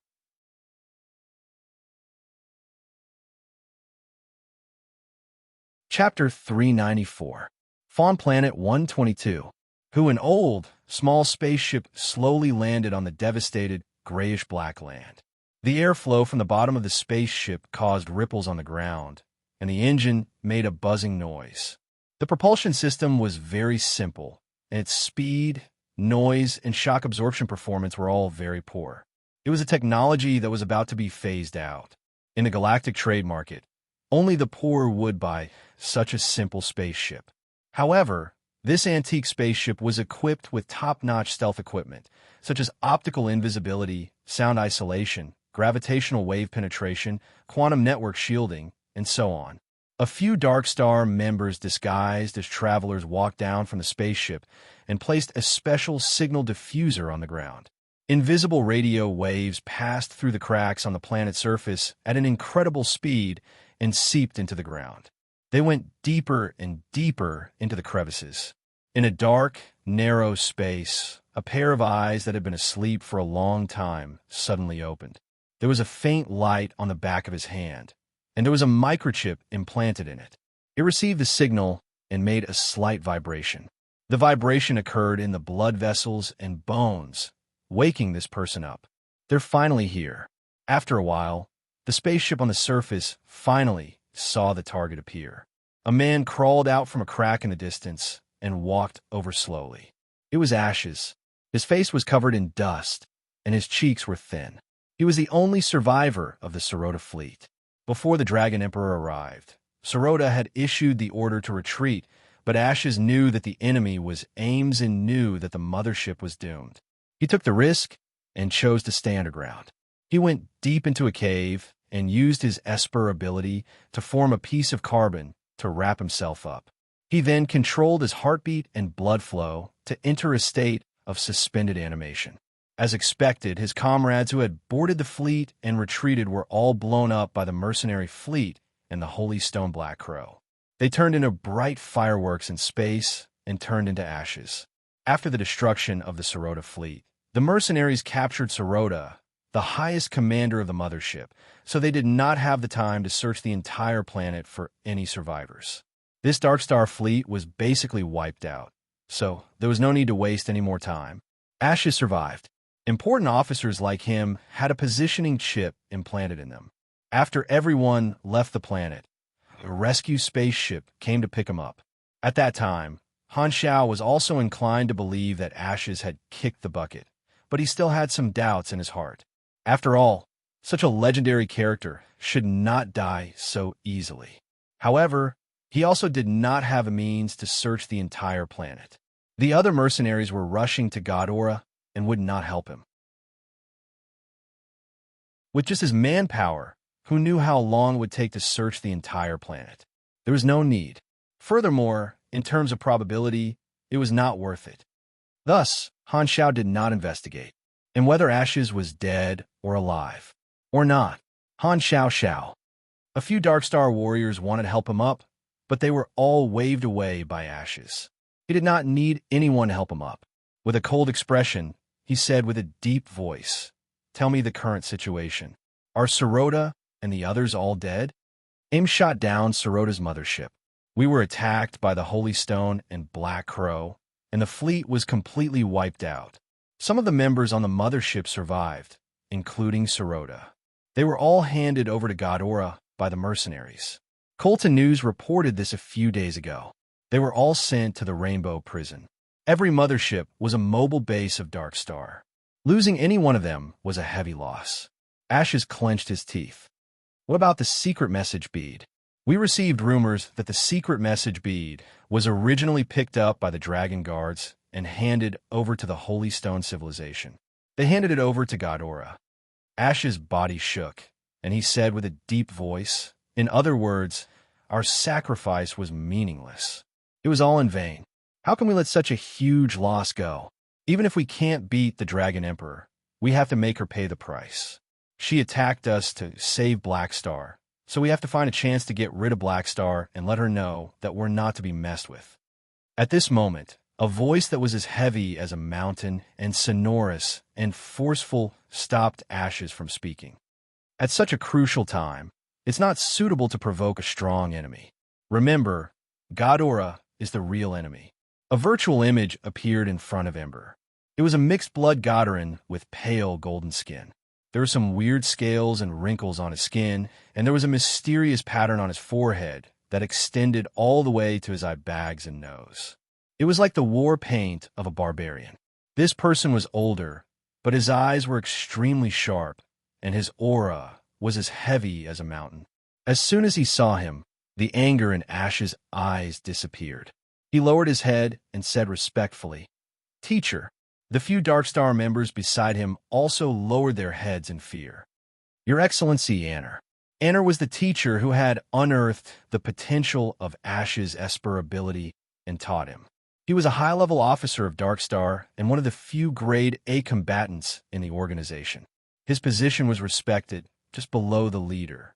He looked down at Ashes and said in a deep voice, "I can see that you are angry. Tell me, who made you angry?" "Blackstar. He is a mercenary group leader under the Dragon Emperor. I have lost him twice, no, 3 times. Ever since I started working for the organization, I have only lost to him 3 times. He has humiliated me, and he has a special ability that counters my Esper ability. Only his death can wash away my humiliation." Enner interrupted and coldly said, "Childish and narrow-minded. The organization has invested a huge amount of resources into you and groomed you into a powerful warrior. It's not for you to deal with unimportant people. The organization has high hopes for you, and the responsibility you bear is far beyond your imagination. A small mercenary shouldn't be your target, and it's a waste of time to put your eyes on him." After pausing for a while, he added, "Furthermore, Blackstar is a member under the Dragon Emperor. Now is not the time to provoke them. Wait until the big picture is formed, then slowly settle the score." Ashes lowered his head and asked, "What should I do?" "Anger has affected your rationality. This is an unforgivable mistake. You're not allowed to go out on missions for a year. Stay in the base and focus on training. Reflect on this properly." "Understood." Ashes nodded. He respected Anner very much. He calmed down and accepted such an arrangement. His hostility toward Blackstar was suppressed to the bottom of his heart. His teacher was right. He was destined to become the trump card of the organization, and he should not waste his energy on unimportant people. After thinking for a while, Ashes asked one last question. "Teacher, what about the secret message bead?" "Godora has obtained the secret message bead, and they will know what is inside sooner or later. The 7th-generation mutation source is in Godora's hands, and there is a risk of the organization's plans being exposed. This matter needs to be discussed at length. In a few days, the leader will hold a meeting to discuss this matter. The future plans will have to be adjusted based on this reason. After getting the answer, Ashes did not delay any longer. He boarded the spaceship and left. Uberly Hub. 10 days passed in the blink of an eye. The players did not have much to do in the stronghold and spent most of their time farming dungeons. They tried many battles, Power of the Dragon Emperor, exchanging their experiences and finding a way to clear the stage. First, they had to choose the support team faction. The countdown was the same as the Dark Star faction, 3 hours. Comparing the three, this was the easiest faction. Then, they had to be lucky and meet Goa of the Sky Ring Army in the first 20 minutes. Then, without doing any side missions, they had to follow Goa for 2 hours and leave before meeting the next wave of enemies that could wipe out the players. This way, they would be able to pass 2 hours and 20 minutes. The only difficult part was the last 40 minutes. If everything went smoothly, there should be 6 to 8 players left. By betraying their teammates one by one, there was a chance that one person would be able to clear the stage. This would cause the reward to decrease by 90, but at least they would be able to clear the stage. However, although there was a theoretical method, most of it was based on luck. So far, no one had succeeded. Originally, these professional players thought that if they chose the mercenary faction, they would be able to survive if they met Han Shao. However, they thought too much. No matter which faction they chose, they would definitely die if they met Han Shao. The Dark Star faction was needless to say. If it was the mercenary faction or the support team, after meeting Han Shao, they would be able to survive for a long time. However, they would definitely meet Ashes in the end, and everyone would be killed instantly. Even if they left Han Shao early, they would still meet Ashes. The professional players shifted their focus to the level 60 Germinal Organization dungeons. The level was suitable, and it was much easier. No matter how high the reward of the level 90 dungeon was, they could only see it, but not touch it. Port Bun did not manage to record the Dragon Emperor's material, so he could only do a series from before. He recorded the scenes of the level 60 Germinal Organization dungeon and continued the Black Phantom chapter. Coincidentally, this series had not ended yet.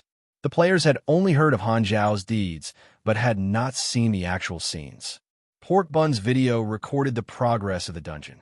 The Germinal Organization dungeon was a large-scale team dungeon where Han Shao infiltrated the Germinal Organization headquarters until the Germinal Organization was finally destroyed. It progressed layer by layer, and it was magnificent. Pork Bun originally only wanted to use this episode as a transition, but once the video was released, the response was beyond his expectations. The popularity was actually comparable to the Black Star chapter, which surprised him greatly.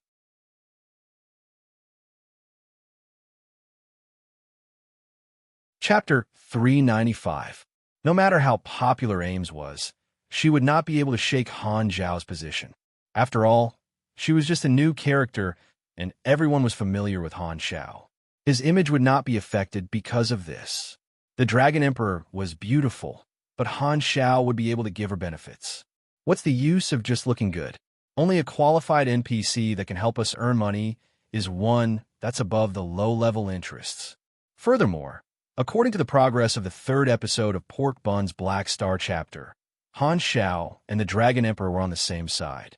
Their combined influence made the players look forward to it even more.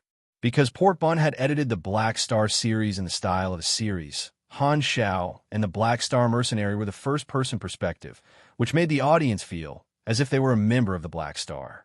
Seeing the growth of the faction, they felt happy and empathized with it. This episode was the new episode of the Black Phantom series. It was the end of the Germinal Organization. Han Shao stole information from the Germinal Organization headquarters, ran for thousands of miles, fought countless fierce battles, and received reinforcement from the Six Nations, and fought his last battle in the encirclement. The convoy rushed across the vast yellow desert. The wind blew up sand, and the air was filled with killing intent. The cannon fire was like a steel rainstorm, blowing up desert flowers and the rumbling of the explosions was like rolling thunder that swept across the land. The scene followed Pork Bun's perspective, and he personally participated in the battle in the dungeon. In order to better reflect the impact, he chose to be on the Germinal organization's side. He personally saw Han Shao rampaging around, unstoppable. His movements were like lightning. One moment, he killed a few Germinal organization executives. The next moment, he flashed a few hundred meters away and knocked over a few off-road vehicles. The shockwaves were like knives, scratching their faces painfully. In Pork Bun's scene, Han Shao was like a boss, and the Germinal organization leader was fighting him head-on. The shockwaves from the collisions were no less loud than the explosions of cannons. Even the air was shaking, and the scene was shaking. The shockwaves almost overflowed the scene. It was as if the scene would shatter like a mirror in the next moment. As the two of them fought, they were like a dragon slithering through the entire battlefield. Just the aftershocks alone were enough to send the soldiers and chariots flying. The audience was so nervous that they did not even dare to breathe loudly. Boom! The last thunderous strike shook the scene. The audience was shocked. Their emotions seemed to have drained 1,000 miles away. They finally took a deep breath. The Germinal organization leader spat out blood and flew backward. He rolled on the sand, leaving a trail of more than 100 meters. He fell to the ground and continued to vomit blood. On the other side, Han Shao stood among the broken pieces of the mechanical suit on the ground. Pork Bun was knocked to the ground by the shockwave just now. Now his perspective was looking up. The flying dust and sand fell like a yellow curtain being pulled apart. Han Shao stood under the scorching sun on the yellow sand in the middle of the cannon fire, with lightning crackling all over his body. At this moment, the level of coolness was maxed out. Even if the Blue Star players knew that Han Shao was very strong, they could not help but feel excited. It was the first time that the players from other planets saw Han Xiao's performance. It was the best performance of his career right off the bat. They were shocked. They could not help but tremble in excitement. Wow, this man is so strong. So he's this kind of person. He even had such an experience in the past. Every novice planet had a main character. In comparison, Han Shao was the most eye-catching existence. Many new viewers who were attracted by the Black Star chapter were surprised and interested. They wanted to look for Pork Bun's past videos to learn more about Han Shao. The video continued. The last scene was the nuclear explosion of the Germinal organization headquarters. The mushroom cloud rose into the sky, its shape unpredictable. The dark red flames and the thick smoke looked like boiling magma from hell. It was earth-shattering. Just as the audience was shocked, the sound of the explosion suddenly disappeared. Only the image of the nuclear explosion was left. At the same time, a man's voice sounded in the background. The dark clouds of war cover the blue sky like the wings of death. At the end of the video, Pork Bun ingeniously added Han Xiao's speech. The image here was the end of the Germinal organization. The Six Nations dropped a nuclear bomb to end the war. The background was Han Xiao's speech when he built the sanctuary. The image of the nuclear explosion served as a foil to the content of the speech. The Six Nations started the war for their own interests, and the sanctuary aimed to preserve the fire of civilization. The contrast was very strong, and the feeling was different. After the video ended, the audience was not satisfied. It was as if they had watched a short epic. Thinking back to the direction of the Blue Star story, they were filled with emotions. Although Han Shao did not say anything from the beginning to the end, with the speech that Pork Bun added at the end, his acting was off the charts. Some of the audience imagined what he was thinking and interpreted his actions. At the time of the incident, there were already players who did similar things. Now, the topic was hot again. Real men don't talk nonsense. They just do it. Zero is righteous and understands the suffering of the people. That's why he wants to destroy the evil Germinal organization. Not bad, not bad. As expected of my husband. The input method of the commenter above is very smart. Black Phantom, Bullsh asterisk T, I just want to elope with my sister. Do you think my nickname of Master Han is just for show? Players from all walks of life discussed with their imaginations. Although this video was rushed, Pork Bun was the production manager, so it attracted a lot of attention. Han Zhao's presence was greatly emphasized, and his influence was subtle. Han Xiao originally gave the players a rich impression, but this video of the end of the germinal organization made the players' impression of him sublimate and become clearer. He had a legendary aura, and his unique charm was slowly taking shape. It was the characteristic and personality that separated him from other characters. He was unique. This was the goal that Han Xiao brought Pork Bun with him. Now, it seemed that he had done a good job. Han Xiao, who was building machinery, took a break to watch the video. He was very satisfied. A few days later, in the machinery modification room, the smell of metal filled the air. The results of the past few days, hundreds of small balls, were neatly stacked on the table. It's finally done. It's faster than I expected. These creations were new machines that he had created by refining low-level machinery blueprints of the same type. Their performance and attributes were significantly improved, and they had many advantages. Before he started building, he had spent 2 to 3 million experience to level up these blueprints to the maximum level. The more he built, the more familiar he was with them, and the faster he could build them. Han Xiao took off his protective suit, counted the number, and separated the different types of mechanical balls. There was a method to using the compressed balls. Normally, mechanics would carry these balls with them in a small bag or make them into accessories such as necklaces, bracelets, earrings, and so on. They could also be tied to the ends of their braids like Ghidorah's investigator, or put these balls into their combat suits. Because the compressed structure was very tight, it was a whole, and there could not be any extra parts. Therefore, it was impossible to make a ball within a ball. Otherwise, it would be an infinite expansion.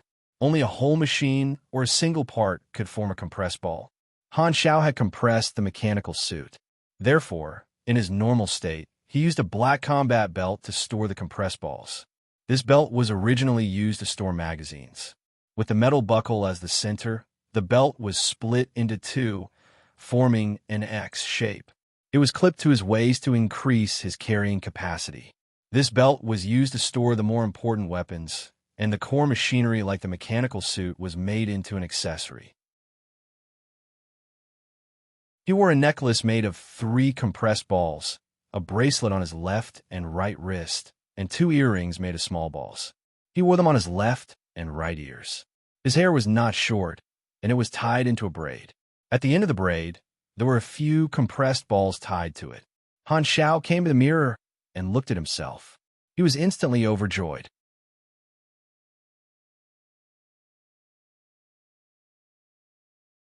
Chapter 396. Han Xiao felt that it was all right. In the face of practicality, he did not care much about appearance. Although being handsome was something that could last forever, he chose to be strong. Other than the belt and accessories, he could also store quite a number of compressed orbs in his clothes. In his normal state, he would look like this. Once he entered a battle, he would summon his mechanical suit. He had added ejection tubes to store and release compressed orbs in the structure of the mechanical suit. As long as the mechanical suit was equipped, a special magnetic link would be able to absorb the compressed orbs on his body. Just like loading bullets, the compressed orbs would enter different parts of the mechanical suit and be ejected at any time. There were hundreds of compressed orbs, and some of them were backup machines. After sorting out the results, Han Xiao pushed open the door and walked out of the machinery modification room. Haluz was waiting at the door. Seeing him come out, he walked forward and said, "Captain, Lurden and the others arrived at U Barely Hub 2 days ago. They're waiting to see you. Lead the way." Han Xiao adjusted his clothes. The two of them left the base, sat on the floating vehicle in the hub hall, and merged into the large group that was shuttling in the air. After a while, they landed in the middle floor of a building at the edge of the hall. This floor was filled with temporary restrooms, and there was a small temporary base that the Sunil mercenaries had rented. The location was remote and the space was narrow, so it was the cheapest restroom. They were as frugal as usual. Ding dong. They pressed the doorbell, and the silver alloy door slid open. The two of them walked in. More than 50 people were squeezed in the narrow room. It was very cramped and crowded. This was half of the total number of people. The other half stayed in the restroom next door and rushed over when they heard the news. Han Xiao saw that it was really too crowded, so he asked everyone to go to the public rooftop outside to talk. The public rooftop also functioned as a parking area for flying vehicles. It was like a mini port, and behind it was the city-like hub hall. There were many tall buildings, and flying vehicles were flying in the sky, taking off and landing on each floor. The wind blew past the rooftop, messing up one's hair and bringing a hint of heat. The wind blown by the vehicles was hot. Black Star. Captain. The Sunil mercenaries nodded and greeted him. Lurden was chosen as the representative to express their gratitude. Han Xiao sized up this group of people. Most of the Sunil mercenaries were disabled and had put on mechanical prosthetics. He had seen the mercenaries' resumes before, and more than half of them were Grade C supers, with a small portion being Grade D supers. Logically speaking, Grade D supers were not suitable to be mercenaries, as it was too dangerous. However, Sunil was in a difficult situation, and no matter how small a mosquito was, it was still meat. He could only let the stronger mercenaries lead the weaker members. How about this? I'll choose a mission that suits you, and you can decide if you want to accept it or not. Since you've joined me, you have to listen to my orders. I'll say the ugly words first. You can object to my orders, and we can discuss it, but if you disobey my orders behind my back, I'll immediately terminate the cooperation. Of course, I don't want such a situation to happen. I understand your difficult situation. After all, I've been hired by the Sunil catastrophe before, so you don't have to worry that I'll force you to do missions that you can't complete. Since he was the leader of the faction, he had to ensure that he was the absolute leader. Although the Sunil mercenaries were talents to him, Han Xiao would not completely give in to them because of that. The Sunil mercenaries nodded and had no objections. In their eyes, Han Xiao being willing to let them share his influence was already helping them in their hour of need. Han Xiao opened the mercenary interface, selected a few missions, and let everyone choose. These missions were not public missions that the Alliance had given out to everyone, but private requests from other partners. The benefits were very good. The difference was that when normal mercenaries applied for missions, they were the ones being selected. However, these private missions that Han Xiao had received were people coming to him and inviting him to work together. The two were fundamentally different. This was the benefit of the Black Star mercenaries' fame. The partners were all large mercenary groups and did not necessarily need help. However, they were willing to share the benefits in order to build a good relationship with him, mainly because of his identity as Floating Dragon. Most of the Sunil mercenaries worked alone, risking their lives for a meager reward. They had never seen a mission with such good rewards and safety. They were overjoyed. Although they only had a few choices, they still fell into a dilemma. After discussing for a while, they chose to accept the cooperation request from the Sky Ring Army and escort a resource exploration team to the North Garden star system to develop an uninhabited planet. While everyone was choosing, Han Xiao did not say anything. He leaned against the transparent glass railing of the rooftop and played with a compressed orb with his head down. After they finished choosing, he said, "Although this mission is quite simple, I need to test your combat strength first, just in case. Let's go to the combat simulation room." The Sunil mercenaries felt helpless and felt that it was unnecessary, but they could only follow their captain's orders. The group set off and went to the combat simulation room. Han Xiao rented a large room. After walking in, he stood in front of everyone, facing them. The Sunil mercenaries looked at each other. Lurden coughed, stepped forward, and said, "Then I'll be the first to test." "No need. You guys come together to save time." Han Xiao curled his finger. Everyone was shocked. "We have more than 100 people here. Even if you're a Grade B super, you're too arrogant to ask us to attack together." Anger rose from the bottom of their hearts. They felt that they were being underestimated. "Although they were here to rely on you, you'll regret it if you underestimate us." With anger on their faces, the Sunil mercenaries spread out, took out their weapons, and got ready for battle. The team of more than 100 people bent slightly and got ready to charge. The aura they gathered was like a lion that was about to pounce on its prey, and there was only Han Xiao on the other side. Only when they were valued Would they receive better treatment? Everyone decided to go all out and show their full strength. Since you want to be beaten up, we'll let you have a good time. Haluz activated the simulation room. The white room turned into a flat gray rock surface. It was very vast. He looked at the warriors of his race who were ready for battle and shook his head. In the past few days, he had been called by Han Xiao occasionally to test the power of his weapons. He had a deep understanding of Han Xiao's combat ability. At this time, he only hoped that these people of his race would not be beaten too badly. Han Xiao moved his shoulders and touched the compressed orbs in his belt. At this moment, he suddenly felt like time had reversed. It was as if he had returned to the past, when he first used the mechanic class to shine, beating up all the little kids in the arena. From then on, he had walked the path of being a booster player, never to return. At this time, he was not only testing the Sunil mercenaries, but also testing his own combat ability and establishing his authority. The Sunil mercenaries had joined for his influence and did not think much of his strength. Now, most of the mercenaries looked at the Black Star mercenary this way. Many of them were jealous and felt that Black Star was purely lucky to have the Dragon Emperor. Otherwise, it would have been a third-rate team. They would have done the same. This was the drawback of becoming famous quickly.